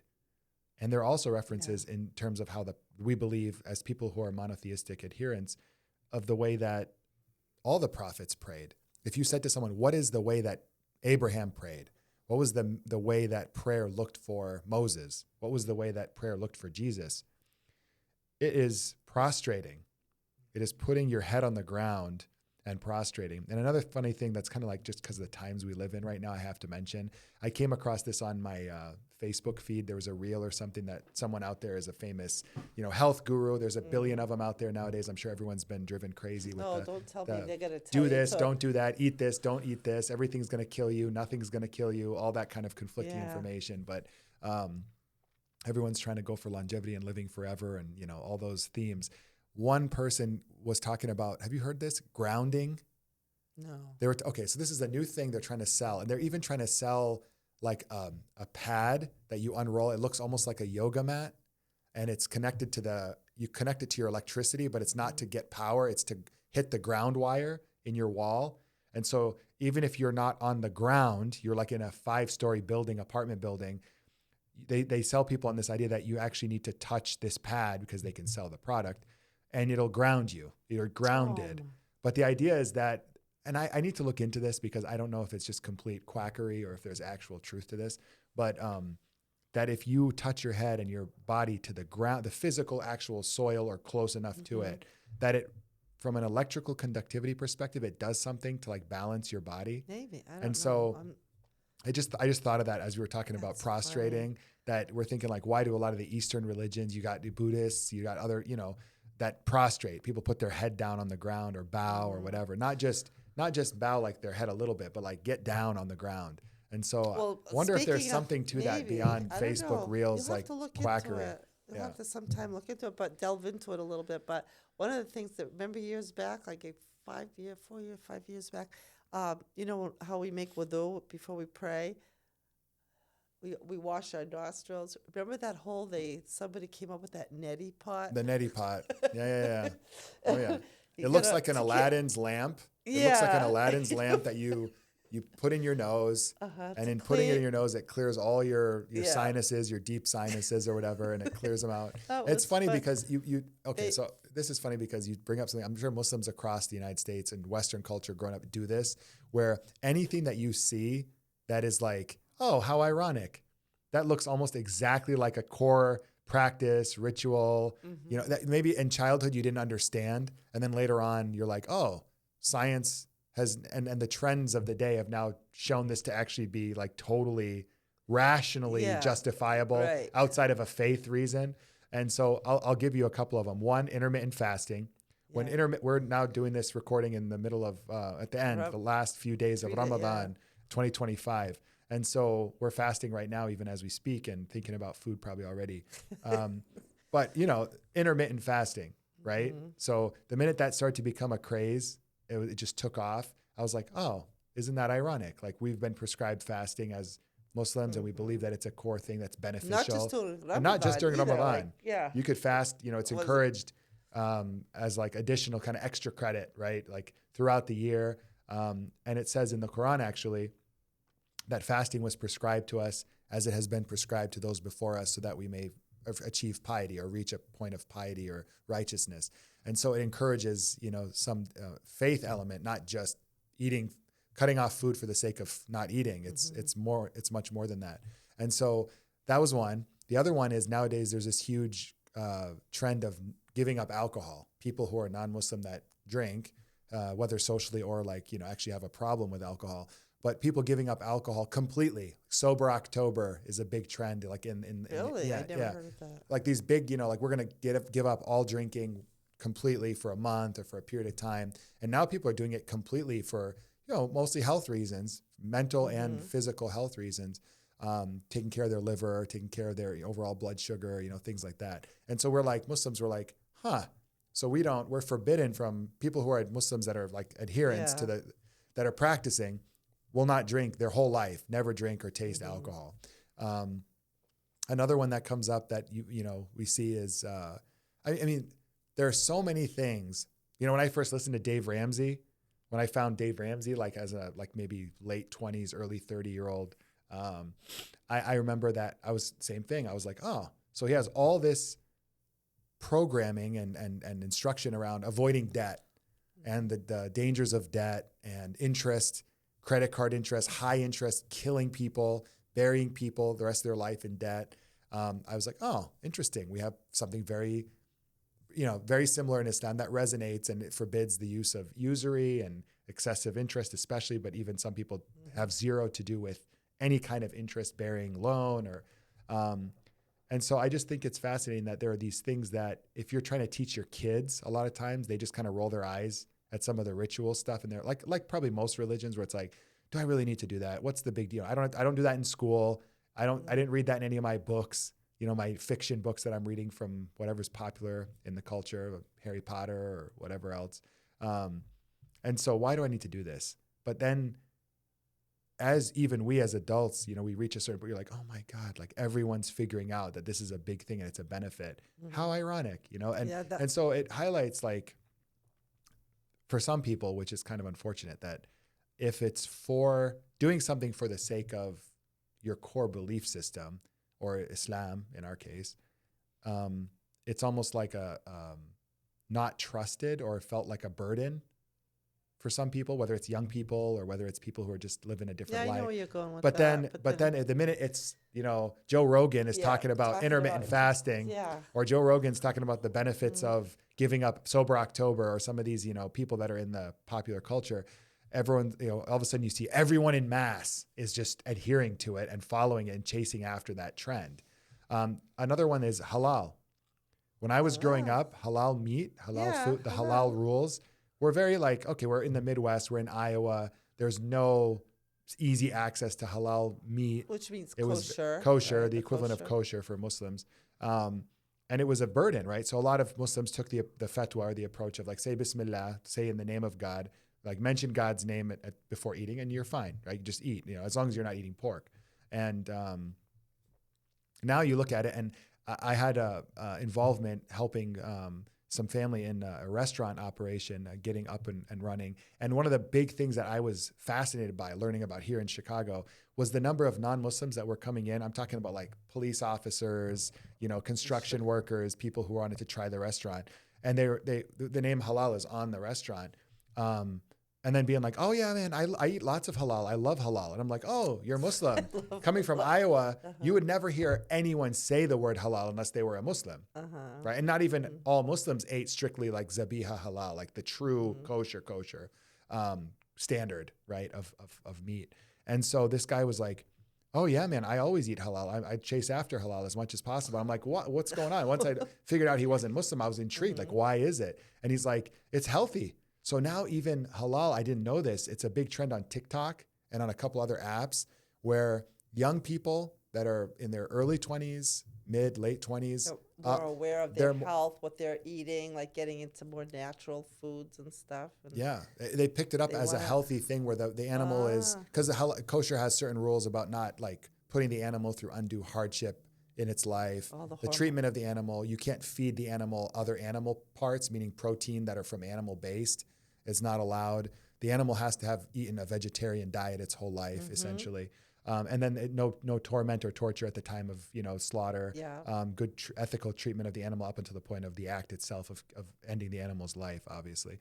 But then at the point of ending the animal's life, it has to be very fast, very quick, efficient, super, as quick as possible, right? And then all the blood drains. And the blood drains. And he was talking about all this stuff, and I'm like, he knows more about halal and kosher as an introduction to like the basic of Islam, the basics that when I was growing up, you wouldn't get a person to know this level of detail until they were like fully living the Muslim life and living the halal life and like where do I get my meat from, brother? Where do I get my chicken from? Where do I got to go? But people who start doing it at that level, they would know, but otherwise no one, even Muslims, wouldn't know necessarily all the benefits and details.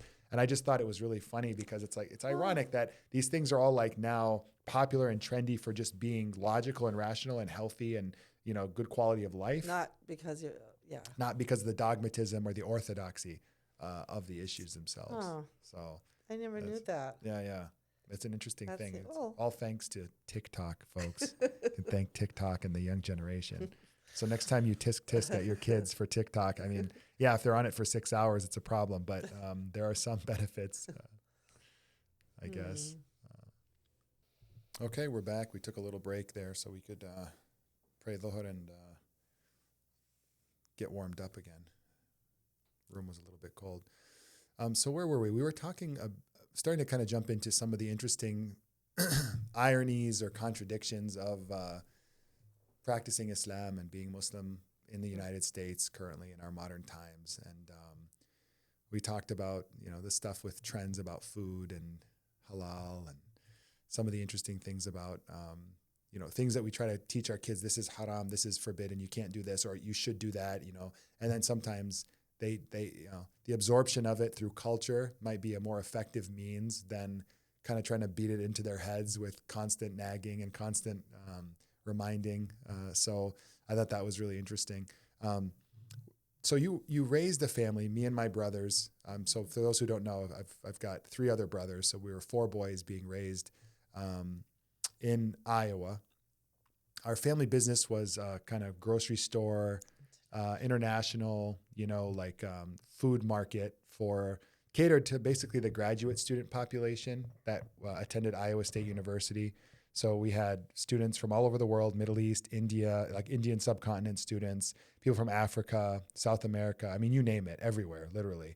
And but this was all before the regular grocery stores were not carrying a lot of ethnic foods. That's a good point. Yeah, so we had the market, plus the store it opened up on the campus of Iowa State University. So yeah, and so that's a really good point to highlight, which was that we don't have.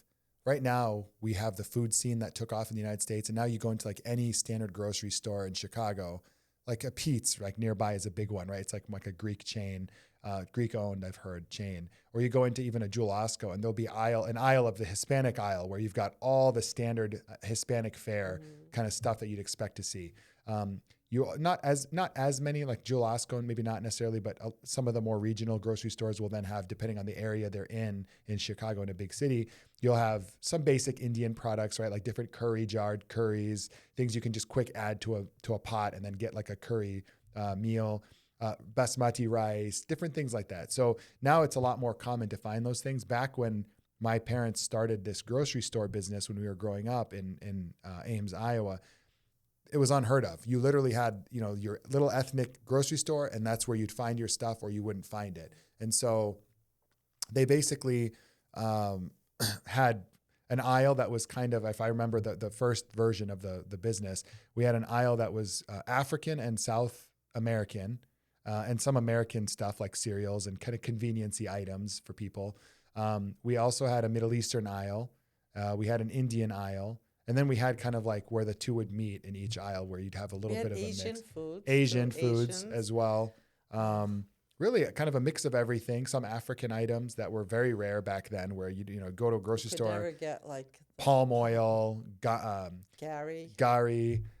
You wouldn't find fufu flour, things that only my African listeners are probably going to be able to relate to. But those types of things were unheard of, and we were bringing them from Chicago in a very small van when we first... a trailer kind of hooked. A trailer, but that was later. First, it was a little white, kind of like your standard... Cargo van, like a service mechanic might show up, or a heating and cooling guy would show up to your house in a standard van. A kidnapper van, kind of like that's what people think of. Like the Home Alone kidnapper's van. And you'd get as much as you could fit of a mix of things, bring them all the way, drive them all the way over from Chicago to central Iowa, and then stock the shelves and then sell them, pretty quickly, and then have to go back to Chicago because there's such few things. And then over time, the trailer expanded, vehicle expanded to get bigger and bigger loads, et cetera. And so I guess where we were going with this was, you've been coming here since you were... I had been coming here with with your dad. He'd take you boys sometimes on the trips. So you were familiar with Chicago, he'd take you to the Ziad brothers. When Ziad brothers were very in their early years, I remember going in, and we would, get to know the owners, and they were working in the docks, and, the rough and tough days of Ziad brothers when they were starting out. The Iranian restaurant, we'd mostly places do a up lot north, of Iranian, Devon, Turkish restaurants. Going to Devon, Devon, eating in Pakistani, Indian restaurants. Yeah. I don't think we had a realization. We would come to Al Watan bakery here and over on 87th Street occasionally. I don't know that we understood how big and dense of an area this was, an enclave of Palestinian and Arab Americans for whatever reason. maybe we didn't have enough dealings in this area as we did up north. We got most of our stuff from the Arab population up there, and then the Indian and Pakistani and Desi community up there. So so we were raised in this environment. So it was a very international kind of like island within the middle of Iowa.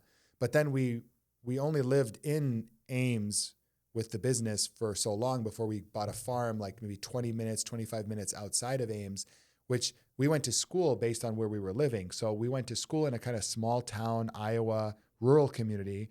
And then we would commute into Ames to help with the family business and get the taste of internationalism from the university. So we got a very interesting, I think, mix of experiences growing up. We had one foot in the international, kind of like your intellectual elite from all these different countries that were coming over to the U.S. to study engineering, doctors, and medicine, professors professors and professors' kids, a lot of like educated elite, I would call them, from all over the world. So we got a global exposure and a global education and association with friend groups and stuff being from all over the world. I remember when we were probably, as early as 6, 7, 8, having friends from every continent, tons of different countries. We had friends from, we'd have a few friends that were Desi, a few friends that were Arab, a few friends that were African, a few friends that were Asian, all in one, and a few friends that were like African American, all white you guys American, riding your bicycles, all like Sandlot style, like running style. around with our bicycles throughout the college town, which was very safe back then, very, even still is, but very safe place to grow up with no worry about, creepers or kidnappers or anything like that happening. So, and then we went home and we lived on a farm. We raised sheep. We had, maybe 25, 26, 27 acres, something like that, of land that we didn't farm. We would lease it out or rent it out to other farmers, but we raised sheep. That was definitely something we grew up. We slaughtered more sheep than I care to even count. That's why till this day, anytime someone is excited about the prospect of going to slaughter sheep. I was just telling a friend of mine this the other day when I was shooting a different podcast episode. And I told him, I said, his name is Omar. I said, look, I have zero excitement when someone says, you want to go slaughter 3 or 4 sheep? I'm like, listen, I know it's a novelty item for a lot of people, but I've slaughtered so many sheep growing up and helped slaughter sheep and done Eids where we didn't do Eid. We just, our big celebration holiday day was spent slaughtering other people's sheep because they were buying sheep from us. I could care less about that. I want to go and find it ready. And if it's even cooked and ready, even better than having to deal with it. But so we had a foot in, I would say, liberal, kind of educated, elite, globalist America. Globalist meaning like, thinking about things in terms of all the global elite that would come there. They would talk about, you'd hear, even growing up at high school, college, you made friends with older people, obviously, and now you're starting to intellectualize through the mosque. You were very plugged into the masjid, you and your friends. When you got older, like the masjid, you would go, you'd pray at night. When you started having your licenses and stuff, you'd go there, you'd study, maybe meet a few, 2, 3 friends, study there, go downstairs, play table tennis. You even gave khutbahs. Like you got involved more also to it. The men, the professors were kind of like mentors for you guys, right? Like and so we had a lot of grad student influence, and a lot of them were from royal families. We'd meet kids that were from the official royal. They were princes in their home countries, and they'd be just kicking it with us on a Friday night in Ames, Iowa, or going out and grabbing Buffalo Wild Wings or grabbing pizza or grabbing whatever, right, as Jimmy John's at some odd hour of the night, hanging out, talking about what it's like where they're from, what's it like to be raised in Dubai with a golden spoon in your mouth without, them necessarily realizing it, but driving, they're driving some of the craziest cars in town, head-turning vehicles at the age of they're 18, 19, and we were middle class, I would say, raised, our family. And so seeing kids with that kind of dough and that kind of spending capability was just insane to us at that age. But you'd hear stories about life in Kuwait, life in, Singapore, life in, just far off Malaysia, being in Kuala Lumpur and being like the absolute upper crust elite of the elite from those countries. Dignitaries, their parents were, some of them were diplomats, or some of their parents were UN special advisors, and things like that. So imagine we had that as one kind of foot in terms of a network or a friend group or a social group. And then our other foot was in what we would call today, and we're shooting this in 2025, Donald Trump is the president of the United States. For better or for worse, hopefully for better overall for everyone. But I think there's a lot of trepidation about a lot of things that have been going on in the media and zeitgeist as of late around U.S. politics and Muslim affairs in the West and in America in particular. And so not to derail us, but we would have another foot in what I would consider today to be the best way to put it is deep red Trump land, like country is where we were also living the other part of our life, the other half of our life, going to school in rural America, red America, raising sheep, going to sheep auctions, having people that would brush up with us that wore cowboy hats and farmers and, really salt of the earth, average Joe, what you consider to be the Trump base of America before Trump, right? And so I think it's interesting to kind of pause here and explore this a little bit, and I'll turn it over to you. But what were, coming off of the discussion we had about the contradictions and interesting, fascinating ironies, if you want to call them, of being Muslim and practicing Islam in America, what was it like raising 4 boys, raising a family in this environment I just described in Iowa? What were some things that to you were either super maybe challenging, but also surprising in a positive way? Because I think right now there's a rejuvenation in America of kind of a return to conservative values that we're seeing a pushback against some of the kind of liberal cultural agenda items that people have kind of figured maybe are not as effective as they were sold as being, or they are maybe a little more aggressive than the pace of change that they're willing to take on for themselves. And there's a lot of Christians and I know like non-Muslims that feel this way because I've talked to them, they're friends of mine. What were some things that maybe were also beyond challenging, also surprising in a positive way that can give us some unification or common ground around which to come, not necessarily always be going down this path of doubt and isolation and feeling like we're in our own little silos and it's my tribe versus your tribe. Can you speak to that a little bit? The kids when they were in school, I'm sure there were a lot of things that happened that they were the only Muslim kids in the whole school system. And they had the Islamic names. And I'm sure they got razzed about that. So, some of those bullying kind of kids. But they never really came home and said they were literally bullied like you hear about today in the news, on social media and TikTok and things are posted. But I mean, they were able to hold their own, I guess. I mean, they seemed like they came out all the teachers loved them, liked them. They did well in school. The problem was it got hard in high school when, their friends, which they had 2 sets of friends. They had the friends that were in Ames, the ethnic, the different kids coming from different very diverse friend friends. Group from all and over the internationalists. American Iowan friends that they'd meet every day. They spend their time in school with them. And so when they started to get to be 16, 17, their driver's licenses came up and kids wanted to go party. These kids would have these parties out in the cornfields and stuff, bonfires, and with the parents condoning all this. And it was hard to try to keep the kids reined in. I mean, they knew drinking, partying, dating wildly, all this stuff with, women and girls was haram. And we talked about it a lot in the house. But I don't know. I think what happened was the store was kind of a saving grace for us because their dad would always say, nope, kept them tied to the store.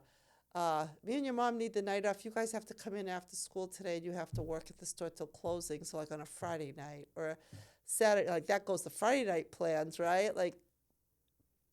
Right. I mean, you didn't fight with it a lot. You didn't fight with him a lot. You knew and the store instilled dutifulness to your parents, to you, and helping in the family business. So there wasn't a lot of contention between us fighting all the time. No, you got to open up the store in the morning. You did it willingly. It gave you that, you gave some... there was an empowering aspect and trust. You had the keys. You felt like you were a little adult. You were an adult. You were opening a business. You had a cash register. You were trusted with the money, to count the money, to make sure everything was, in order when when your parents showed up to kind of check on you. But Yeah. the challenges, like the education, though, wise, like the school was pretty sensitive to us, I remember the day that after 9/11 happened, we got a call from the principal, just let Mr. Walker, he was in the middle school principal, telling us that, we realize you're the only family that it's Muslim and all the backlash that's going on now and the name calling and the threats and everything. He said, I just want you to know that, if your kids come home and say that anybody's threatened them or call them names or whatever it may be, just give me a call and I'm there 100% to back you up. And we really didn't have, other than the few kids, saying things, but my kids, they kind of brushed it off their backs. It wasn't anything that was really threatening. Nothing they couldn't deal with or handle.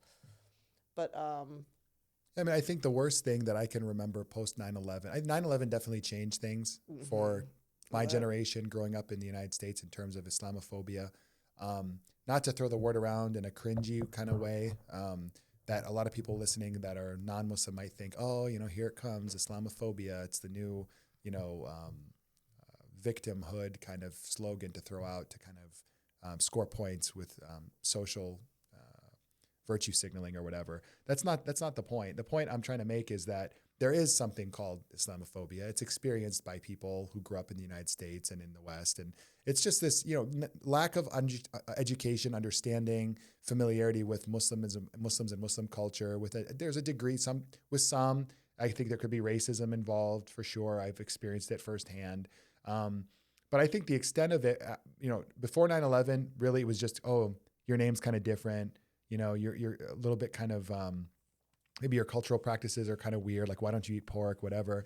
I would say before 9/11, it was almost like Fez, the character Fez from that 70s show. Do you remember him? Yeah. We used to love watching that Fez, 70s show. Fez, like kind of the weird foreign kid who's just kind of off or odd. But I didn't have the accent. I spoke perfect English. I was born and raised in the United States. So it wasn't as bad as that, but like that's an exaggeration. Yeah, but it's kind of like just like the weird foreign kid. And ironically, in that 70s show, for those who have watched the show, no one ever knows where Fez is from. Every time he's about to say where he's from. So he's like a fill-in for your standard issue foreign kid. There was a degree of that before 9/11. Now, after 9/11, it became much more like, I think there was a strand of like mistrust, like terrorist, like you're a threat, you're an outsider, you're not truly as American as I am. I shouldn't accept you as you are. You're a threat to our way of life. You're a threat to our way of living. You're in conflict with us. It was much more that tone. But that's what they promoted all the time. Right. The politicians, the president even, it was like us versus them, like. But even though Bush, I remember famously, and this I always bring this back up to people because we forget, right? And to his credit, as much as I personally growing up in that period did not like Bush as a president for the war in Iraq and all these other like huge foreign policy and other kind of just catastrophic, I think, fumbles or whatever you want to call them on the part of him and his administration. I think that Bush deserves credit for, in a post 9/11 radicalized period where people were like, hey, I want blood. I want revenge. A lot of Americans were feeling that way. Like, I don't understand this. I don't understand who did this to us. I don't need to understand it. Someone hit us. Someone, drove planes into our buildings, killed a bunch of Americans. We want revenge. That kind of like bloodthirsty, crazy public feeling or sentiment.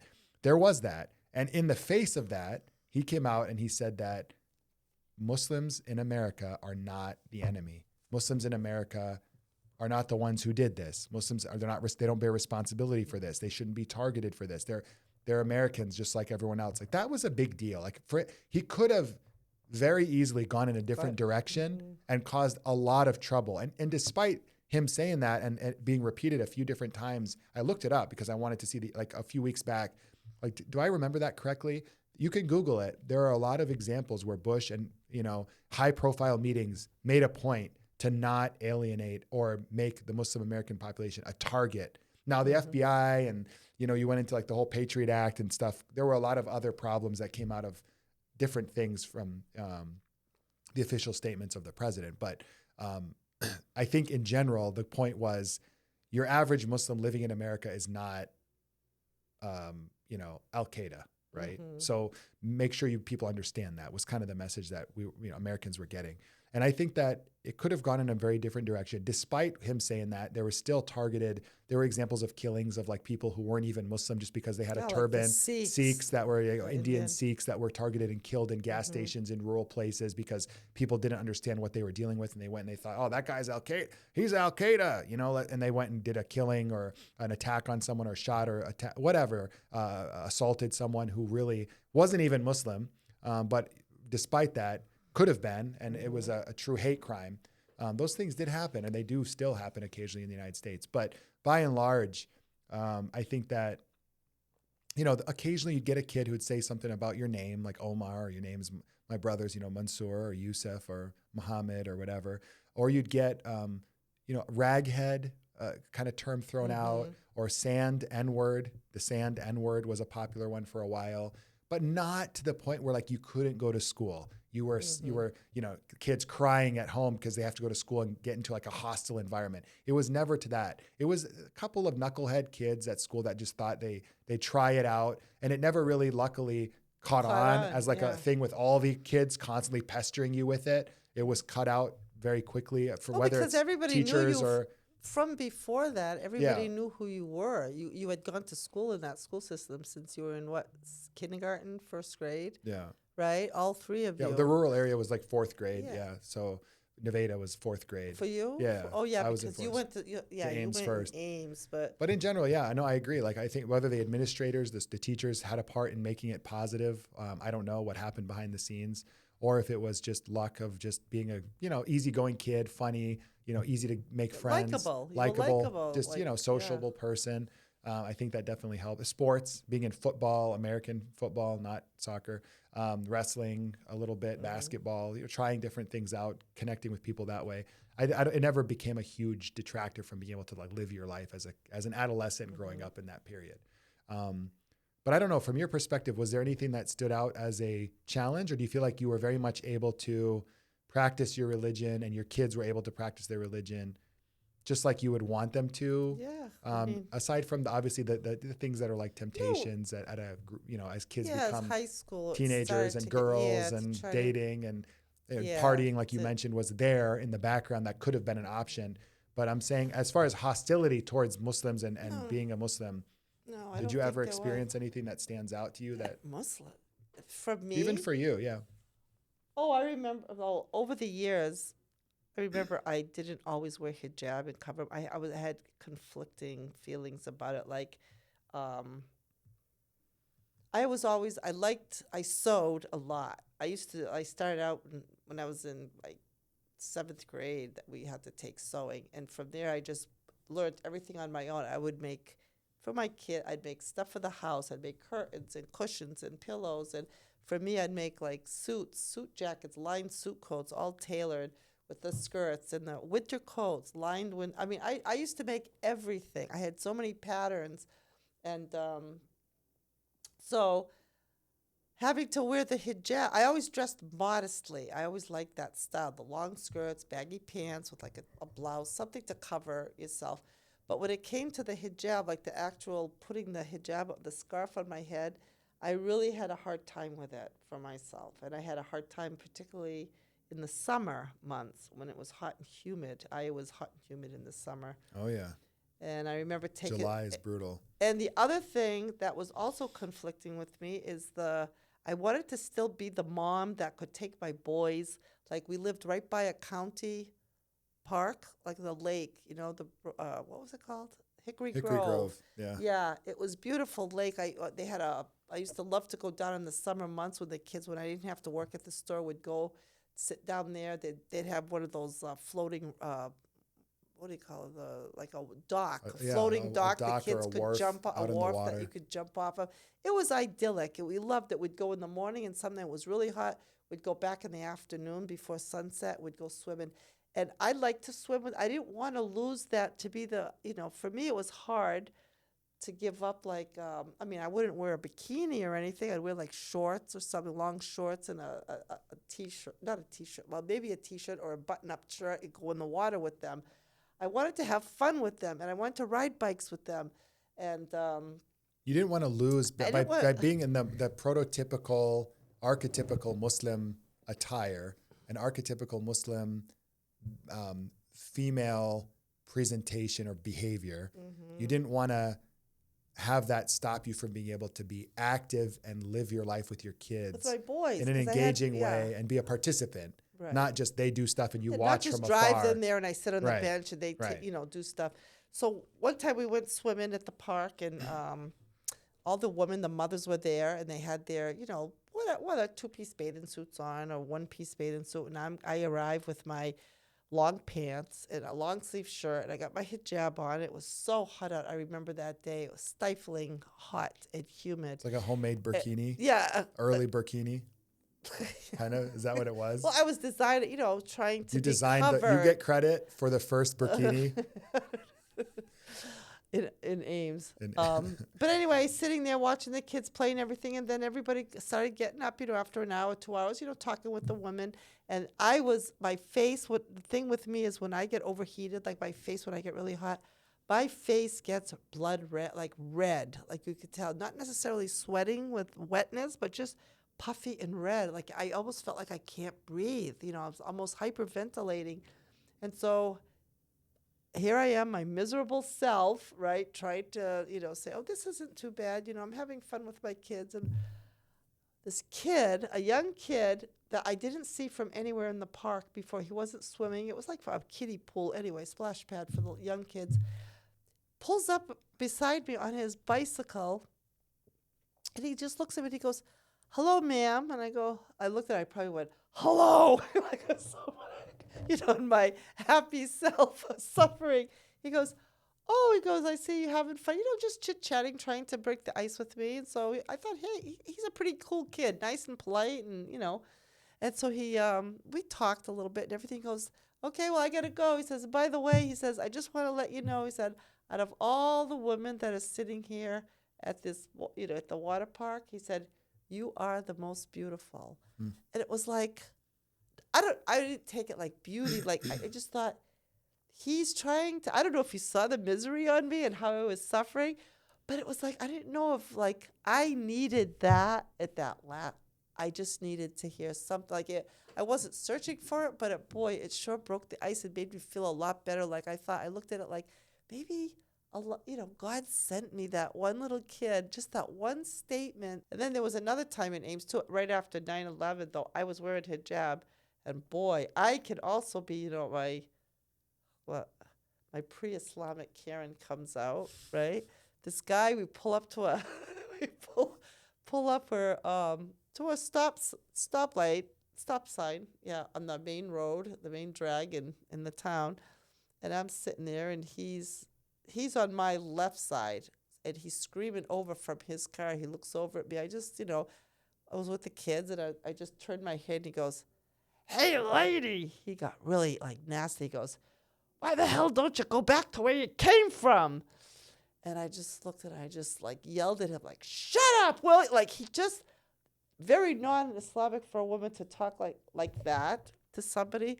But at that moment, I lost it all. I was I am American. This is my country. Right. And so my kids are sitting in the back seat, and they're all, Mom. They're like, he could have jumped out of the car and come out and, smacked you or pulled you out of the car. And so he takes off, and I look at him. It's like, oh, yeah? Now, I even forgot I had the kids in the car. Now it was me and him. You're white-knuckling it. White-knuckling it. Playing chicken to go off a cliff. Yeah. Or, got my foot on, pedal to the metal, and I'm just going. I don't know what I was trying to prove. I got 3 kids in the back seat, but that was one fun. I always look back at that. He just irked me, and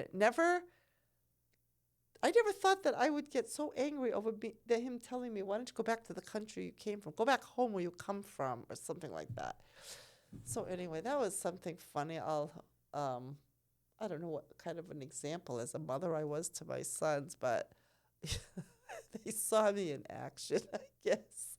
Yeah, there's nothing. So I think for me, what irks me, I used to hear that occasionally. You hear somebody go, you don't like it. Why don't you go back to where you came from? Kind of whatever. It's just, I think the reason why it irks me and Muslims and minorities so much is especially Muslims, though, I would say, like in the post 9/11 period, and then also even now with everything you hear Islamophobia wise, it's that, if you're to be a part of this society, you have to look and act and dress a certain way. And I thought, and I think the way a lot of people feel is, I thought that was the beauty of America. Like, to me, if you ask me if I go overseas, I travel a lot. I've traveled in the past for work and for leisure. If I'm in another country and someone asks me, what do you love about America? Just a hypothetical situation. For me, the things that stand out are that you can be who you are, as you are in America to your fullest and enjoy. But doesn't it depend on the politics at the time when it's going to a degree? To a certain extent, no, for sure. Yeah. But I think there you can do it in a way that's very unique in America, even compared to Europe. And America, to me, I was born and raised in America, raised in rural public schools and farm community. It was always about America's where you can be free. It's about liberty, freedom and liberty. It's the land of the, the American dream is about you being your fullest, reaching your highest manifestation of yourself based on your own drive and your own. It's a meritocracy. It's based on your hard work. It's based on your skills. No one's judged by their color. It's based on what you put forward. That whole ethos, combined with a constitution that enshrines, freedom of speech, personal safety and security to the point of the Second Amendment, and the right to bear arms and defend yourself and have safety and security from the government and from your, other people that could be threats to your family or yourself. These ideas that are, enshrined in the monuments in Washington, D.C. that I've walked so many times and seen, and you see that the idea is that you practice your religion and your faith and you express yourself to your fullest with no fear of any kind of incrimination, any fear of repression from the government, from fellow citizens, and that as Americans, we all accept each other for who we are. Like, that's to me, the fabric of America and what the promise of America is. And so when you'd hear that, someone say, go back to where you came from, the reason why it was so piercing and so hurtful, and I think the reason why some of those people liked saying it is because they knew that it was so piercing and hurtful, possibly. It's just like, man, it's like I'm not, this is my home. This is where I was born and raised. Like, I don't associate myself as being a citizen of anywhere else. But the thing that most people, and even to ourselves, having lived in Iowa, most people don't even realize that the Mother Mosque of America is in Cedar Rapids, Iowa. Mm-hmm. That was the first mosque in the whole United States, was in Cedar Rapids, Iowa. Right? So I think so. Islam, I think it's something like that. It's called the Mother Mosque of America. I've always heard that. Yeah. And to the detriment of most Americans, growing up, being in the school system, only now light has been shed upon, like, for example, the which they're never taught about in school. It's not part of American history, but I've been piecing together little bits and pieces just from the, YouTube and stuff, and, that, for example, in Detroit, Henry Ford, when he first started his whole operation, there's that big, huge population of Muslims and Arab, what are they? Dearborn, Michigan, Detroit, and that Detroit, outside Detroit. Hamtramck. Yeah. That have been there for generations, right? Well, I just recently learned that Henry Ford hired purposely Lebanese immigrants. He brought them over, I believe, went there, procured these workers because why? Because they were Muslim. And what you might think, well, what does that have to do with anything, working on a car line, car factories or whatever. But it was very interesting because he said they were having problems with American workers because they would miss work because of drinking, right? They were drunks. They party too hard. They come in late. Like, he wanted productivity and you had to be there. He said, but with the Muslim population, they were very self-disciplined. Yeah, strict, they didn't drink. Self-discipline, not much distraction. Right. So that's how it started up there with all the Arab community work up in Dearborn. And also, too, there's a lot of stuff about history with slaves that came over from Africa, from West Africa. A lot of them were, they were educated. They could read. They were like Some of them were like imams from masjids. Yeah, or some of the- them were the only very literate thinkers. people in their villages. Uh-huh. They were scholars, local scholars. People from West Africa had a huge Muslim population. Senegal, a lot of West Africa has a heavy Muslim population or presence, and those people were brought over on slave ships, and ended up. There's famous books. I have one of them here about a Muslim American slave who was brought in as a slave in North Carolina. Is it Syed? And That guy's Syed? yeah, I believe. Yeah, I yep. think yeah, that was And a good. it was amazing, beautiful story for anyone, not just Muslims to read. It's not written as a religious book. It's just about it's something interesting about American life, some of the fascinating And stuff that happened in American history. Speaking of the slaves that were Muslim, interestingly enough, the masters, the owners of these slaves, they would always be put into positions of power in the household. Like the slave that could read, the Muslim slave, would be somehow promoted to the bookkeeper of the master, like because they were well educated, right? Well read, educated. So, but Yeah, so meaning they that don't teach Muslims, you that. they don't teach. Yeah, Muslims No. are integrated into the fabric of American history But as they like much to as any keep it- other group. But for some reason, there's this 1970s, 80s Chuck Norris action film kind of, I call it, narrative of what a Muslim's place in America is. It's like your place is to be on the receiving end of like Rambo's rifle, Chuck Norris's rifle, Charlie Sheen, his rifle as he goes into like Beirut in the 80s and saves American hostages. Like these like very like stupid cartoonish depictions of Muslims, through like the lens of the Defense Department and terrorism, Yeah. and not about. There were Muslims I found out from people in this area in the southwest suburbs, Bridgeview area, people who they're Palestinian and their grandparents came here for the first time to the United States, even this area, back in the 1920s and 30s, worked for a little bit and then left, went back to Palestine. Or they worked for a little bit and then went over to, went somewhere else. Turks, a lot of Turks were early Muslims that came here and like set up shop and stayed. History goes back quite a ways. And I wish somebody in his history should write just a book about, give this to your teenage kids or your adolescent kids, start reading and, instilling that pride that, yeah, we're not all foreigners. I mean, we came here, we have footprints here. Even the people that they said that when Columbus came to the United States, they attribute his arriving here because of the Muslim navigators. They were still the ones that converted from Islam to because of the Inquisition and everything. Yeah.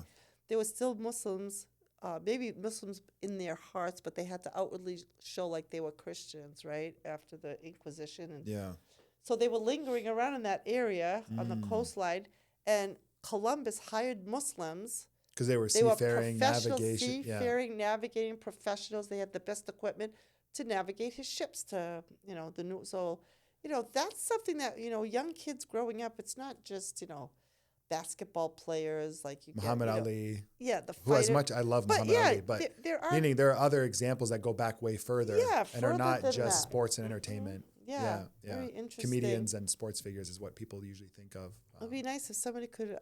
I'm not a historian, but it would be nice if somebody could just write a book and get all that information, put it in a volume or a series for kids, for the young generation to. One more thing I want to touch on, and then we can move on. There's some other stuff I wanted to get from you before we've been going on now. We're almost at 2 hours. For the sake of time, is I think the United States is in a unique cultural position right now. We've seen it, as a family, we've witnessed it, we've talked about it, where we're witnessing kind of a culture clash within the non-Muslim community, right? There's always small clashes within any community as far as ideas and which ideas should win out over time.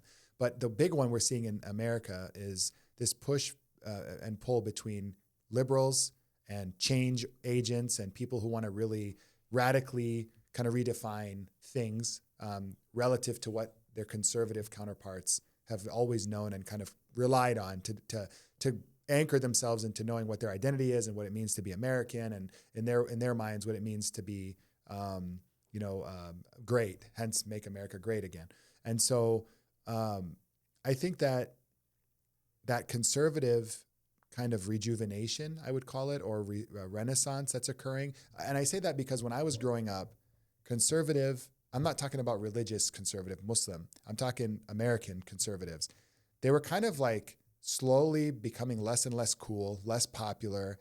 You know, the Bush years with like the Jon Stewart, Colbert shows just kept railing and hammering on conservatives and their, you know, funny contradictions and hypocrisies in their minds from what they profess as values versus what they actually do in terms of foreign policy or other things. It was a big, popular, trendy thing to be kind of like not like move against conservatism and to be more liberal and to be moving in a direction of change and globalism and all the rest.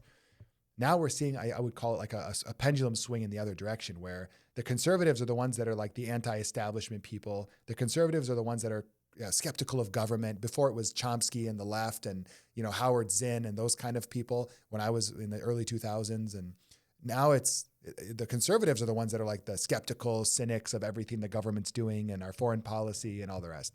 So the reason why I bring this up is because conservatism and the conservatives in general, I feel like are like two people that keep passing each other by in a hallway, but don't like look at each other. When the two people being the conservative group and the American Muslim group, like we share so much in common in terms of values, base values, family values, ways of living, where we place importance in terms of life and life goals, our appetites for certain changes socially and in our dealings and networkings and the way we go about our lives, our appetite for politics and religion, where they can combine, where they should be separate, how we interpret that. There's so much similar. It's ridiculous. Like when I talk to conservative friends growing up in Iowa, and you're like, man, there's so the things that irk Christians, conservative Christians in America, are a lot of the similar things that irk Muslims in America. The things that get Christians in America to feel like their way of life is being attacked, they're not being preserved or given respect or whatever. Very similar. At the same time, somehow I think it's mostly because of foreign policy, and I think because of the maybe the conservative Christians' obsession with military, service and American military might, and Top Gun 80s type action movies with those messagings. There's been this disconnect where there's like a mistrust between them and Muslims, and I think this whole Sharia law, they're going to institute Sharia law if you give them a little bit of room, is just so blown out of proportion and ridiculous at this point and crazy, honestly. But somehow that dominated their perception of us to a degree, and a lot of other just, stereotypes and myths and things like that. So what I want to say is there have been some examples. You brought up one, I think with the park incident with the hijab and the way the kid reacted to you. There's another one that I heard very recently. I have tons of these stories from when I was growing up, but one that I heard recently was that actually my brother, Mansoor, him and his wife went up to the Wisconsin Dells recently to go take the kids for a nice vacation and just water slides and all the rest that people go up there for. And they were at a pool area, and she's dressed in full, Islamic regalia, let's call it, the jilbab, the long dress, and then the headscarf, the hijab, all that stuff. And niqab. And not niqab, no, not niqab. No. No. So I think you're confusing that. I was going to a different story. But anyway, so what happened was she saw this woman that was completely, like from a Muslim, anyone who's not Muslim listening to this, just, try to see this from our perspective a little bit. Someone who's completely almost naked, right? Wearing a bikini, which is standard in American culture. When you go to the beach, you go to the pool, I get it. But for us, it's like, okay, this person's completely nude, almost, covered in tattoos, head to toe. Like I'm talking covered in tattoos, sleeves, right? All over chest, body, arms, legs, everywhere. And my brother told me the story. He said that essentially, this woman was kind of circling around them, like just seemed to be like interested in them, like where they were set up as a family, and they were kind of suspicious, like why is she paying? The woman who's all tatted up. Was it was kind of like just around him, Mansoor, and his wife and kids, like just kind of thinking like they were kind of paying attention, like why is she interested in us? Why would she want to talk to us, engage with us, whatever? And part of it was like a feeling of discomfort, like maybe she had a problem with us, because the way that we think of familiar is not, right? Is not like a fully tatted up, like that person most likely in our minds, a lot of times from our own biases and stereotypes, is like that person probably has a problem with me being a anti-feminist, oppressed Muslim woman dressed in a headscarf and a jilbab and a dress, a long dress, and conservative clothing. And this woman catches Mansour's wife's attention and calls her over, or like, comes over to her and starts telling her about how she asked her where she's from. And she was a little suspicious, like, why are you asking me? But then like, she's like, okay, like it's just a question. She answers Palestinian. And she proceeds to tell her about how she is obsessed with the Palestine-Israel conflict and what's happening the last year and a half or more in Gaza, and how basically she organizes people to collect funds to send to charities supporting Gaza and the refugees and people, food lorries and shipments going into Gaza and all this other stuff. And this, they were telling me the story of what happened to them at the Wisconsin Dells. They were just blown away. It's like, the reason why I highlight this is because there are so many examples that we can point to, right? Of the racist guy in the car who says, go back to your country kind of people. But then there's so many examples of where it just shocks and surprises you as to like someone of a completely, like they say, don't judge a book by its cover, but we're guilty of doing it as human beings. I think we all are to some degree or another. To just be blown away at how wrong you read someone and how much different they are in reality than what you were primed to think based on their outward appearance. And the same happens to Muslims. So it's both ways is my point. And if we want to come together as a community, as Americans, as people who share this country and are all happy to be citizens of this country and love so many elements of the United States and growing up American and all kinds of things that we call home, and we want to say we're all countrymen and we're all sharing this land and we're a part of it and all that stuff. We have to be able to connect on these stories and share them more and understand each other at that human level than just the stupid headlines that our social media feeds or our Apple News feeds give us. Because now that you talk about that, I remember hearing the story from Mansour, and I think it goes by the time they got done speaking with each other, talking, and the kids, and then you get more information. They did for the boys were around, Mansour's kids, and they ended up exchanging phone numbers. And the woman, she told my daughter-in-law, Mansour's wife, don't forget, promise, whenever you come up to I don't know if they were from Michigan, actually, because they weren't from that area. They were on vacation, too. You got to make sure you call us and let us know. So the put-offishness of the way they looked and what you already make your judgments about what that person is like, you never would have thought in a million years if you hadn't spoken with her that she's doing 1,000 times more than you are. Right? 1,000 times more than you are. Right. Sitting at home, and she's not even Palestinian. She's not Muslim, but she's just, driven to the point where she feels like she can't sit down and do nothing.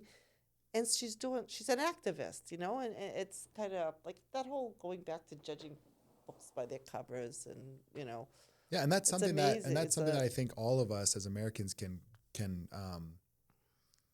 relate to and can unite around, which is this idea of, I think all Americans believe in the idea of not judging a book by its cover. Most Americans would agree on that as a maxim or an ethos to live by. And how unfortunate it is that it so often gets overlooked or gets put to the side, and we get sucked into whether it's the technology news constant 24-hour cycle of just updates and breaking headlines that are not really that breaking, but just keep reinforcing these biases that we have about other people and what other people think. We think, I know what conservatives think of me. I know what a liberal thinks of this. I know what that.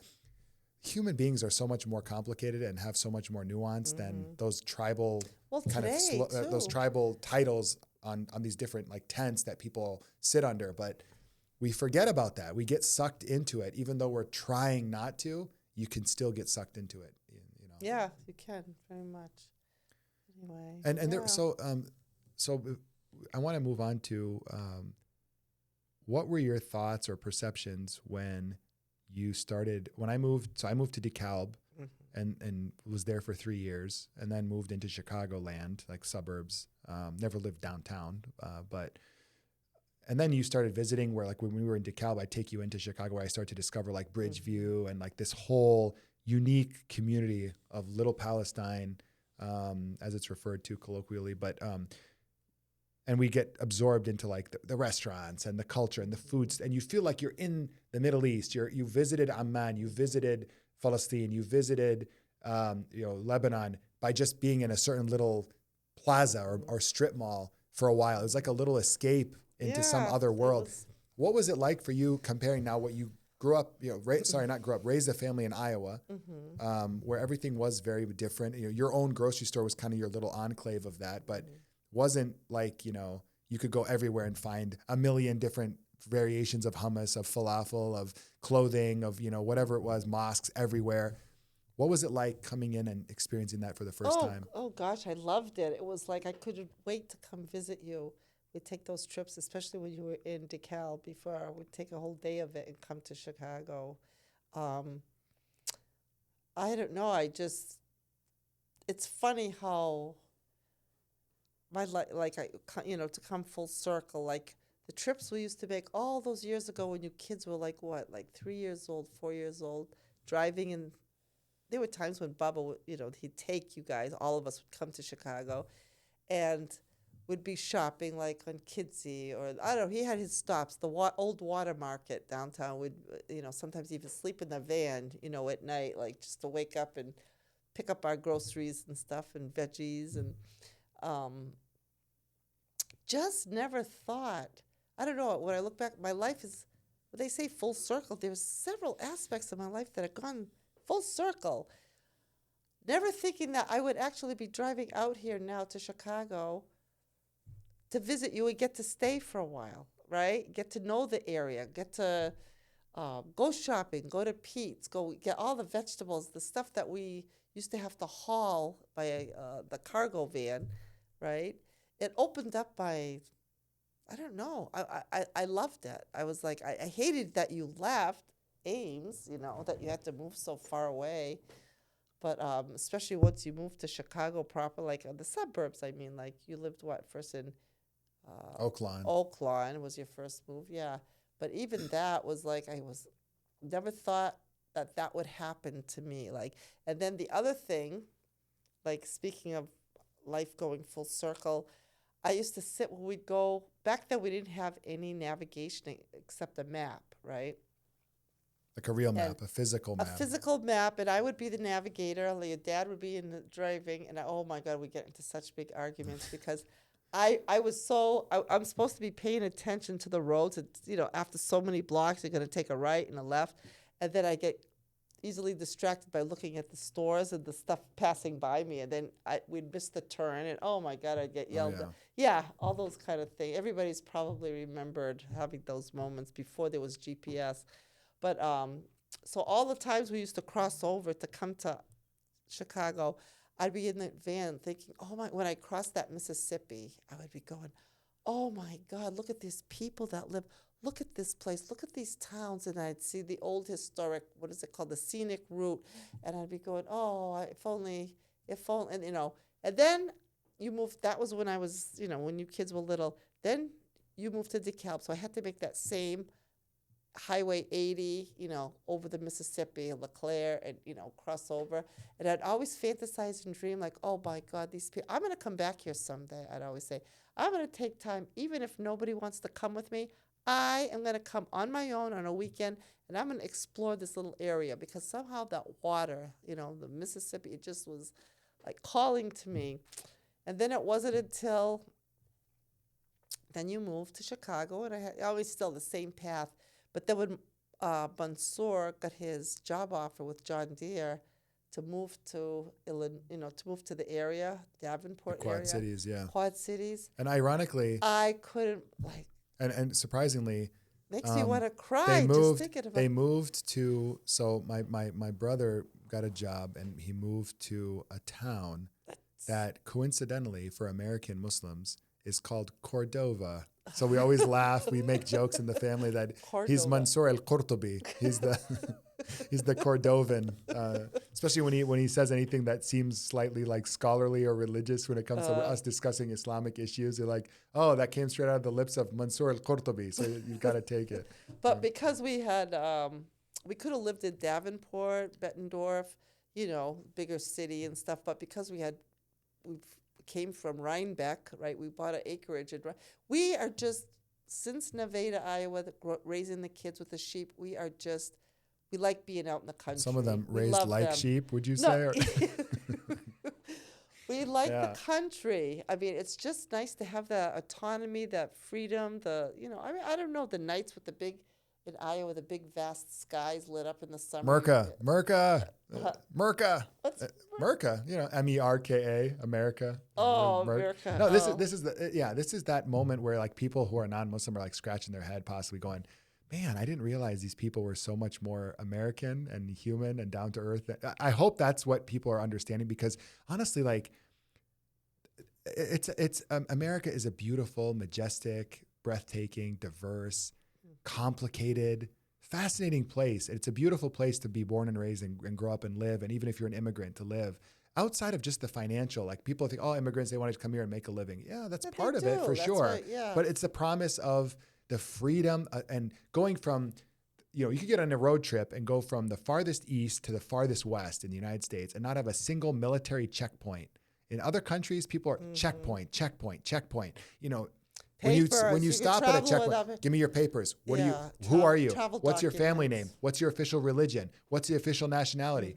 Questioning and searching your vehicle. For people go about this every day of their life, living their normal, in their normal areas that they frequent to visit family, to go run errands, to go to work every day. They have to go through checkpoints, and whether it's in West Bank, whether it's in Jordan and other countries, it happens like in these, because of whatever the circumstances are geopolitically and domestically and all that. So for you to live in a country here where you have that ability, where you have the trust of being able to be a firearm owner and just use it for mostly hunt. Of course, you have your occasional psychopath who goes and shoots up a mob. I'm not saying that's not its own problem, but I'm saying to be able to, grow up hunting and be able to be trusted with a firearm, and to not, for the vast majority of Americans, there's like hundreds of millions of firearms in the hands of Americans, to not, have everyone killing someone on a daily basis is crazy. It's when other countries couldn't fathom it, and they still can't, because they're like, what are these people, crazy? They have all these guns. But to grow up on a farm hunting,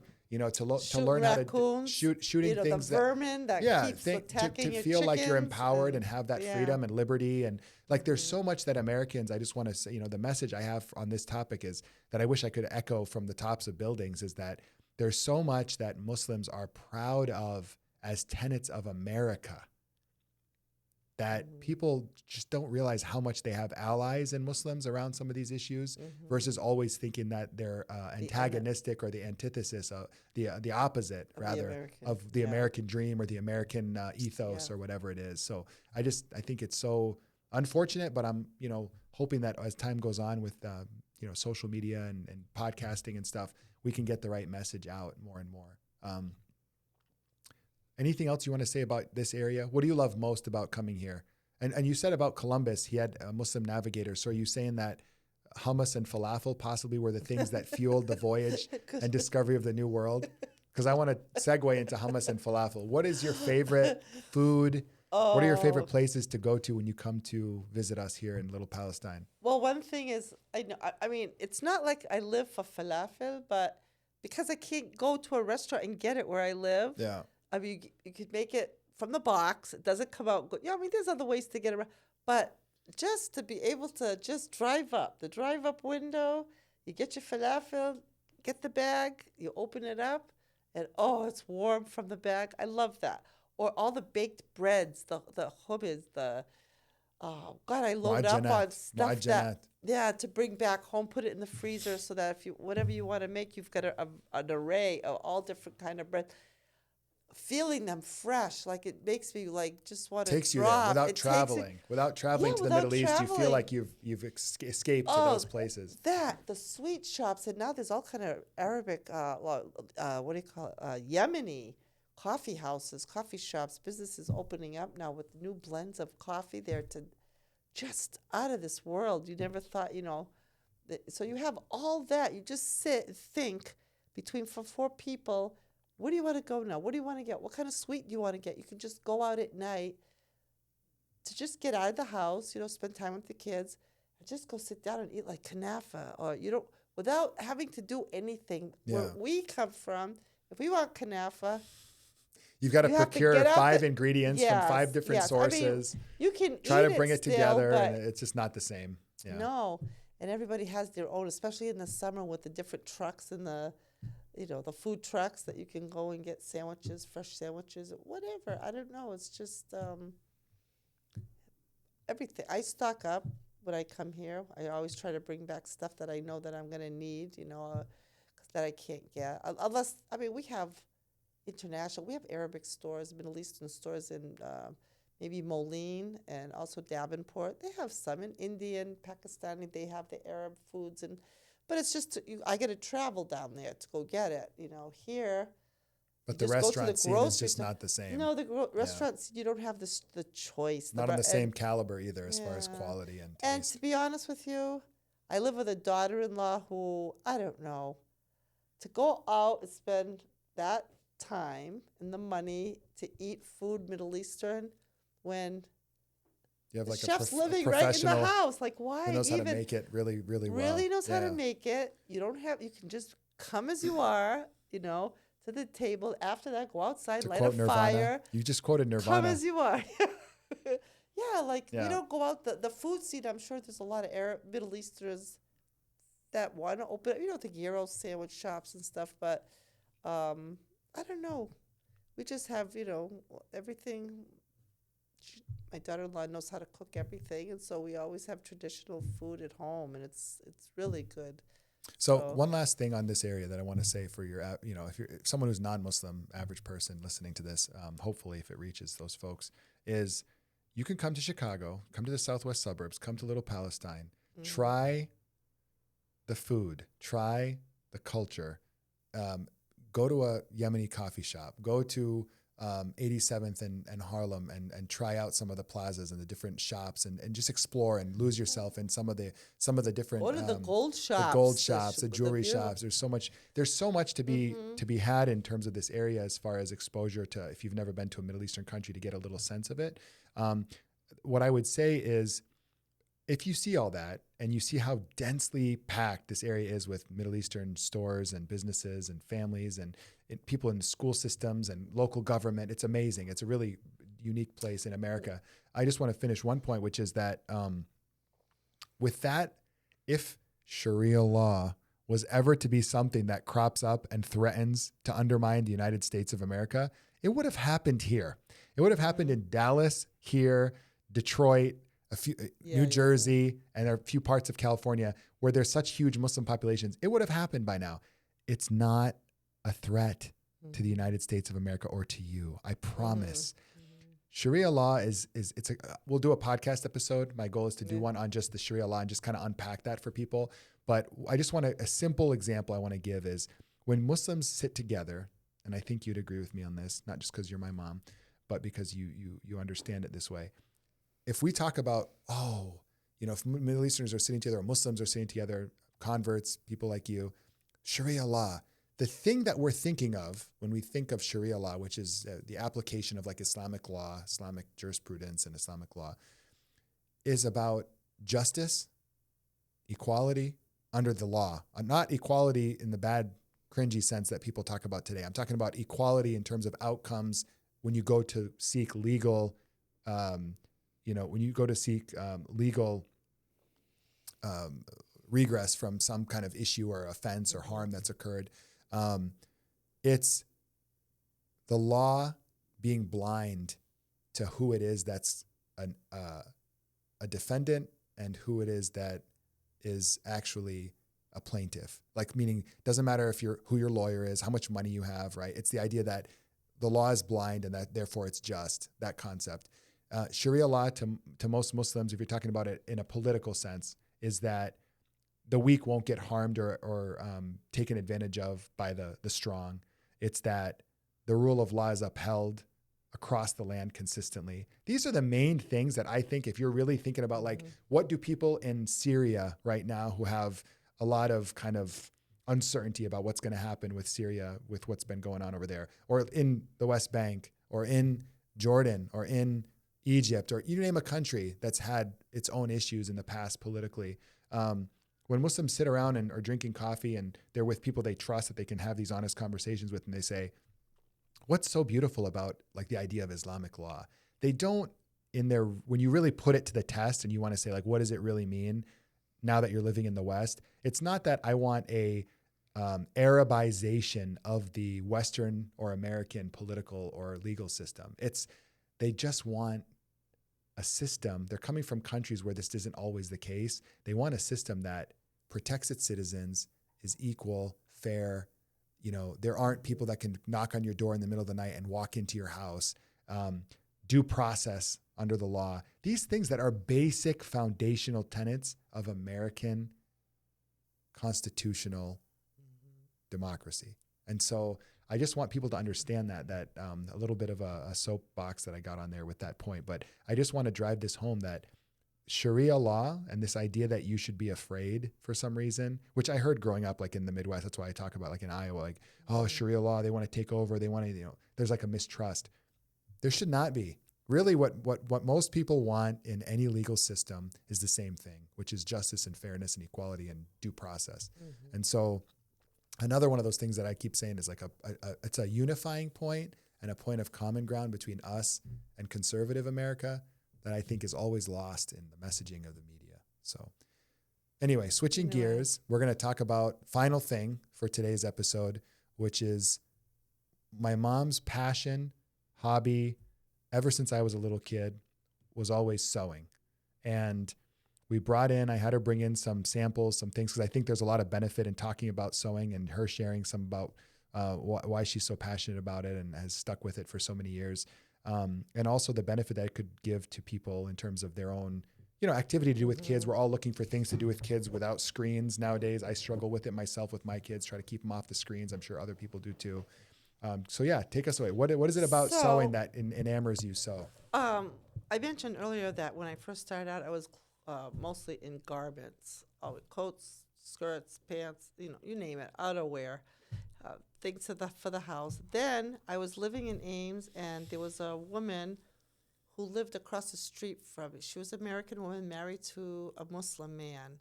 She had like 5 kids. And I went to her house one time, and she quilted. And I saw this beautiful quilt that was hanging up in her living room on the wall. And I was like, oh my gosh, can I do? She said, yeah, I she helped me a little bit, explained a little bit to me. I went out and bought the fabric. So I was hooked. That was my, what would I say, like my therapy, my go-to, after I did the work at the store, did the dishes at night, so after supper, the kids are all tucked in and everything. That was my freedom, to my creativity. That was something for me. So that's how I started quilting. And way back when I started quilting, they didn't have all the tools that they have now. So some of these quilts that I have a few samples like I brought with me are like, these are more valuable to me than the ones I'm making now, which are, I think the fabrics are surely a lot prettier and the techniques are a lot nicer. But when I look at the seams on some of these quilts, I think, how did I do that? Because I didn't have a rotary cutter like it's like a pizza cutter, a blade. You cut your strips of fabric with a ruler, and everything's like precise.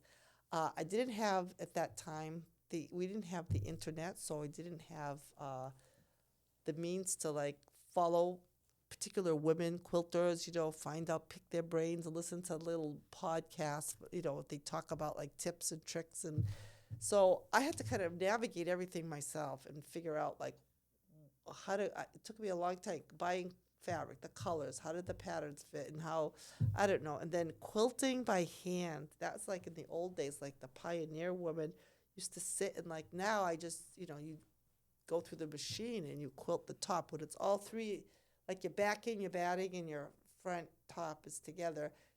You have to have a way to keep it together, right? So it doesn't fall apart. So now people run it through the sewing machine, but back then, So what do you love? Let's start off a little bit. I love what do the- you love about sewing? What what I love about this. First of all, it takes me to another. Like I forget all my other problems. You know, whatever you're thinking about during the day. It taps into a creative side of me. Like I get to make the big decisions about, should I use a white background or should I make it like navy blue background? Complete creative so freedom. It's creative freedom, and it's like that to pick out the pattern. And also, to who am I going to make this for? I got to keep in mind, I want to give it to somebody. And then the precision. I don't know what it is, but I could sit every day from 8 in the morning till 5 in the afternoon. If I had a job, I could sit and just piece tops together. I love the piecing. I love when you put things together and everything lines up perfectly, and then you start seeing the colors come together, and as it gets bigger. Where I hesitate sometimes, and I have in my sewing area at home, a lot of quilts hanging unfinished because I lose momentum. Like I crescendo when the whole quilt top is done, the borders are on and everything, and I show, look what I made, right? But then I fold it up, put it on a hanger, and I go, okay, tomorrow I'll get to it. I'll cut out the batting. So you get to your tomorrow. favorite part. Favorite part. I did. I got And to my then favorite part, and then I lose steam a little bit. Yeah, lose steam, try to convince myself that I am, in fact, going to pick up the project again tomorrow. But I've already, while I was putting this together, putting the border on. Do you want to piece something else? Yes. I already have something else So that I want to work on. can you show some, you brought some great examples. I brought some old, hold some up for people to see. Well, kind of the stuff that you've made, and okay. then we'll talk a little bit about some of the benefits. Okay, this one I made, this was like one I got from my mom's house, because I made this for her years, and yet when the kids were little, when my kids were little, and I had to steal away the hours at night. That's how I felt like I was stealing it away, from them at night. Well, they'd be in bed or watching TV or whatever, and then, so this was it's called a Lone Star quilt. It was a wall hanging I made for my mom, and this is the one that I can't believe, I cut each one of these diamonds out with a template. They don't do that anymore. The templates are not used anymore like that. I could, the strip piecing, you can do things really fast. But anyway, the reason I said that I value this quilt so much is because of the crude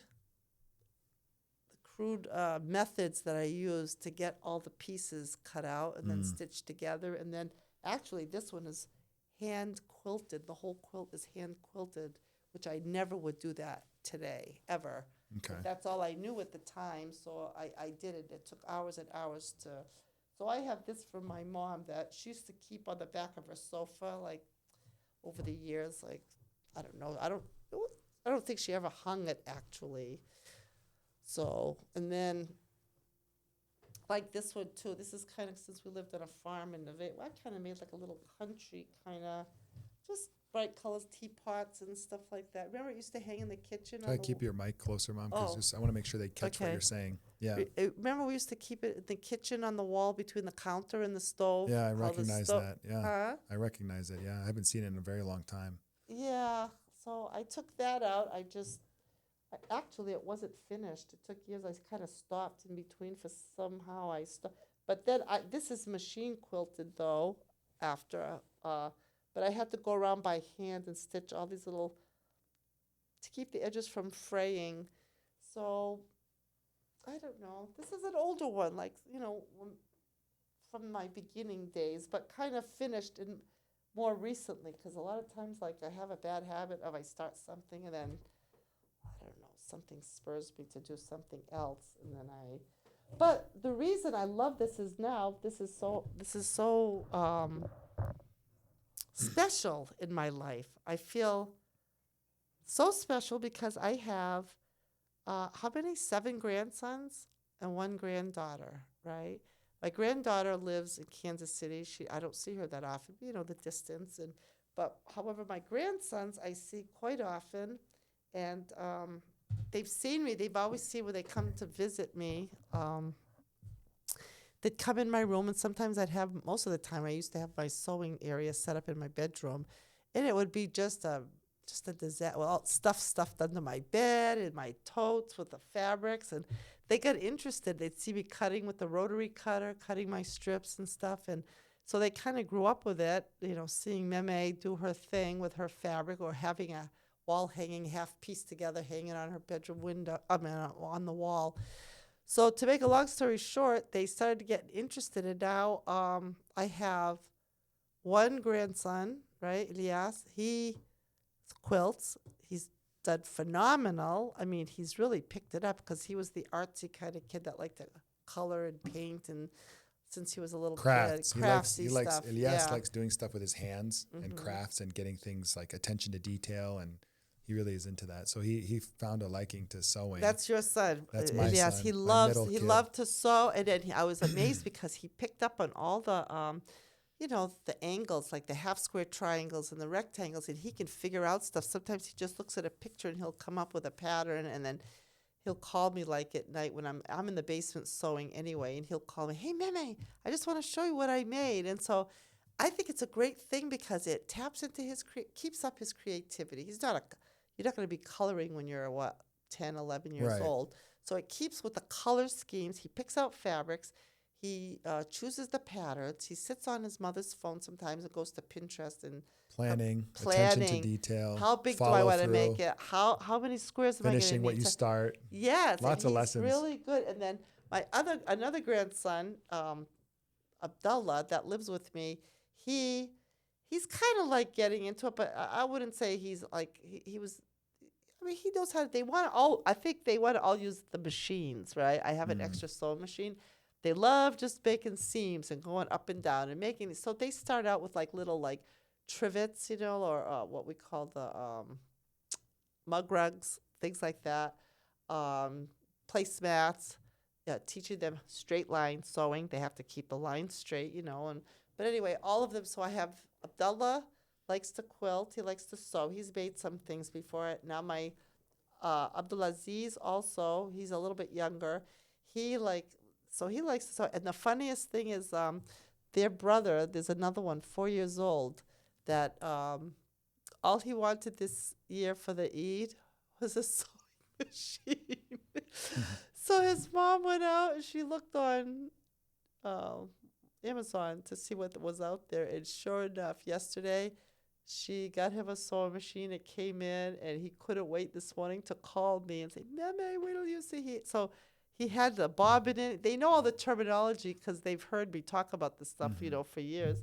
And so he was sewing like just straight lines on fabric, a big piece of fabric with the batting and the backing. And he said, "They're coming to Chicago for the Eid. Our family's gathering here in Chicago." He goes, "Meme, do you think I should box up my machine and bring it so you can actually?" I said, "Yeah, go ahead, bring the machine." So it's funny. Because I never thought, none of my boys sewed. They never showed any interest in it. But the grandson, and the thing I like to do too is, like, for example, I come from a family where my grandmother quilted, but not my mother. My grandmother would quilt. She had one pattern, a butterfly, that she would put on a printed fabric on a white background, and she'd do all the sewing around the edges in the summer. And then in the winter, she'd take her stacks of butterflies and she'd do that, like the quilting around the edges by hand threads to keep it from fraying, because they didn't have the stick-on iron stuff then. She just stuck it on, and then you had to apply it just by the stitches. So as an adult, I still have one of the quilts my grandmother made for me. It's small, it's threadbare, but I still have it. And it means something to me because I think of my Meme. So does it always skip a generation? So it went from your grandmother, your mother didn't take to it, then you did, then we didn't take to it, but then our kids did. Maybe. Is there something about that? Maybe. Yeah. But my mom did not even know how to sew a button on. My grandmother did all the sewing repairs, darning and all that stuff. But the thing I like now, I'm trying to make sure that I try to give everybody a quilt from me. I made some of my sons have 2 quilts, some have 1, some have, I don't know, wall hanging, some, I'm trying to be fair with everybody, and I'm trying to get out a quilt for everybody, because I feel like, I don't know, just feeling, hopefully they'll remember me, like when I'm not here anymore, and they'll take out that quilt, they'll preserve it a little bit, put it away, take care of it, and then say, oh my gosh, my grandmother made that for me. And, like, I don't know, you just feel it's like that love connection is a tangible, better than a picture, photo, whatever. It's just, I hope that they all grow up and maybe their mom saves the quilts, puts them away in a nice safe. And then when they get older, married or gone to college, like they can have the quilt. And so that's what I do now. I just try to make quilts for So I think when Elias first started getting interested in doing this, my reaction was immediately positive. Like, I think right now, raising kids today, the big challenge everyone has is the screens, keeping your kids into something other than just being on a screen, because it's so addictive, and it's addictive for adults, and let alone kids that are more susceptible to addictive behavior. I remember, and so I was just so happy that he found something that I didn't have to push on him, like a sport or an activity after school that I had to like kind of force and get him into.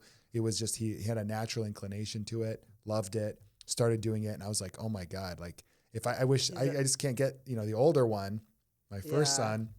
For some reason, he just doesn't have that. It didn't catch him in some way that it did Elias. So I'm still hoping that the other one will find something like that. But I encourage everyone, if you have not looked into this for your girls, but also for your boys, it could be something that they pick up.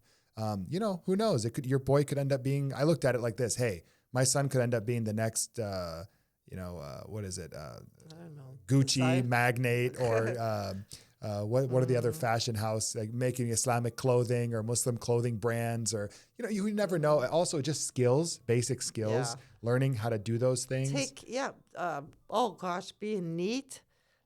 He gets mad at me. Elias he said to your wife the other. She said, "Why don't you go downstairs and work with Meme? Meme's here. She can sew with you." He goes, "I don't know if I feel like going down there with her." He says, She picks apart my stuff, like criticizes, like and I always tell them, you're doing a beautiful job, you're doing so well. There's always another level. There's always another level. You gotta grow. See how it dips way down? You gotta pick that out and make it. Continuous improvement. Yeah, continuous improvement, and they don't like but they don't get mad at me or anything. They know that I want them to come up with something, and then at the end, now they're at the point like Elias's, where he takes out the original stuff he made, the first few projects or more than a few, and he'd sit there and he laughs heartily, like real from the gut, laughing his head off. Meme, look what I made. Like, can you believe I made this? And he sees now his improvement, right, from what he started out with to and that's because Meme can't tell you got to pick that. I want that seam to come out. We're going to do it again, right? And he knows. I said, I'm not trying to like criticize you, but if I always say everything's beautiful all the time, and I really don't think it is, how are you ever going to improve, right? Right. So, yeah, and then I always used to. I remember I the other thing too is like trying to clear it with you. I remember asking you, you don't mind, do you, if the boys sew? Like if I'm teaching Elias to sew, because a lot of people think that's a woman's thing, but man, if you go on YouTube and look at all the men that sew quilts and the men that use quilting as a therapy, like U.S. veterans coming back from the Iraq War, from Afghanistan, like they were so messed up on medications and suicidal and PTSD. They've got these YouTube channels now. They are beautiful quilts these men make, and even myself, I don't want to sound like I'm being sexist or anything, but I never associated quilts with men sewing, but once you get online and see the stuff and everybody goes to it for their own particular reason, right? Yeah. Any particular, it's individual. So So I would say I encourage everyone, look into it if you're interested, like for your daughters especially. I think girls take to it a little more commonly Girls, than like boys. you could start like But fifth, even boys, sixth grade even, they can make like sports, like football themed, like little patterns and hang them on the wall. It doesn't have to be girly stuff. I think like for me as a guy, like, I'm thinking like, I don't want my kid to make some, they're not going to make ponies and, unicorns and things like that. So they could make like football themed or like whatever sport they're into themed, like blankets for themselves, give them as gifts for other people in their life, other family members. I mean, anything to get kids off the screens and doing something more productive and beneficial, I think is a win. Them more like, and then of course the bonding between generations. Elias's mother and him, because she's the one. I laughed one time. I said, when he gets older, well, especially too with Abdullah starting to sew, I says, boy, we're not going to have to worry about these kids on a Friday night when they get older, like they're in high school, going out to, getting in trouble, like with their other kids, wanting to party and all that. They're going to just be worried about, if they can get to Joanne Fabric before the doors close, because they need to pick up some fabric. Oh, it was funny. And we still do it. Whenever I come to Chicago, I always take him out, buy him fabric, and I just bought him down in Evergreen. We went down to Evergreen area, Evergreen Park, is it? Anyway, we found it's a shop I'm aware of. I bought fabric there before, but we splurged and we went to the gentleman that owns the shop. He's a Mali gentleman. He's a Muslim, and he has all African fabric inside the shop. So we bought yardages and yardages and yardages. I split it all with him. I split it all with Elias. We cut it in half, and then, so it was fun. We had a nice time. Well, hopefully you get to make many more of these. Inshallah. Allah subhanahu wa ta'ala grants you long, long life, and I get to be 60 and still see your work being crafted and given to the great grandkids, inshallah. This one was Elias's, right? Yeah. They all have something similar, like a nice quilt, nice bed-sized quilt. So I love it. Yeah, in the age of $20 Amazon blankets, these are special. They're unique. Yeah. Every one that you've made us, I will hold on to. I won't sell it. It doesn't, it's priceless. It's you give it as a gift to someone else in the family, or if someone marries into the family, thank you. Stuff like that. So it's not something that you're gonna want to give up easily, knowing that time and love that went into it. Yeah, and when I give them to people, I say, please, use it. Don't. That's how they look better too. They get more comfortable. The more you wash it, and you dry it on low heat, it gets kind of its own little crunchiness, it shrinks a little bit. That's when the personality of the quilt comes to life. I said, don't keep it and roll it up and put it in the closet, because you're afraid to use it. Then they worked hard on that. No, that's why I'm making it, because I want you to use it. So. Well, I know we've hit a lot. This is our technically we're recording our first podcast. It'll probably be launched or posted and shared maybe at episode 4 or 5 or something in the roundup, but or the lineup rather. But thank you. This was so fun. It was fun. It was a great hearing about the. It was a great practice just to get our first one. It's who's more comfortable to talk to than your mom, but then also I think it had a lot of interesting things that we hit on that we were able to share with other people. I think the podcast is going to go really well as long as you keep focusing on, people, guests that come on the show, relevance to this area, show have a representation of the population here. And how they think, how they operate, how they move, how they've adapted, how they've, That's what I love about the area too. It's so much. There's so much interconnectedness between not just Muslims, the Muslim community and the Hispanic community here. There are a lot of people that are really interesting to talk to that I want to try to reach and get on the podcast. Also, Polish, huge Polish community, African American community, and there's all these working Polish, class, elite, educated elite, every single walk of life you could imagine is represented in this area. And so hopefully people are interested also in supporting the podcast and sharing as much as possible about, episodes and what we're doing, what our mission is. It's really to, as much as we can, I keep reiterating this in all these first episodes that I'm doing, is really to give our community a central kind of table to have these discussions that are essentially microcosm discussions of the overall discussion of being Muslim in America, and also being engaged in the modern American system, political system, social system, being more willing to share and connect, and not kind of stay in our own little silos, but reach across the aisle and try to engage with people from different walks of life. And in order to start that, I think you need a central forum, a central table where everyone can come together and talk. And, you know, it'll be debates sometimes it'll be just friendly conversations like we had now.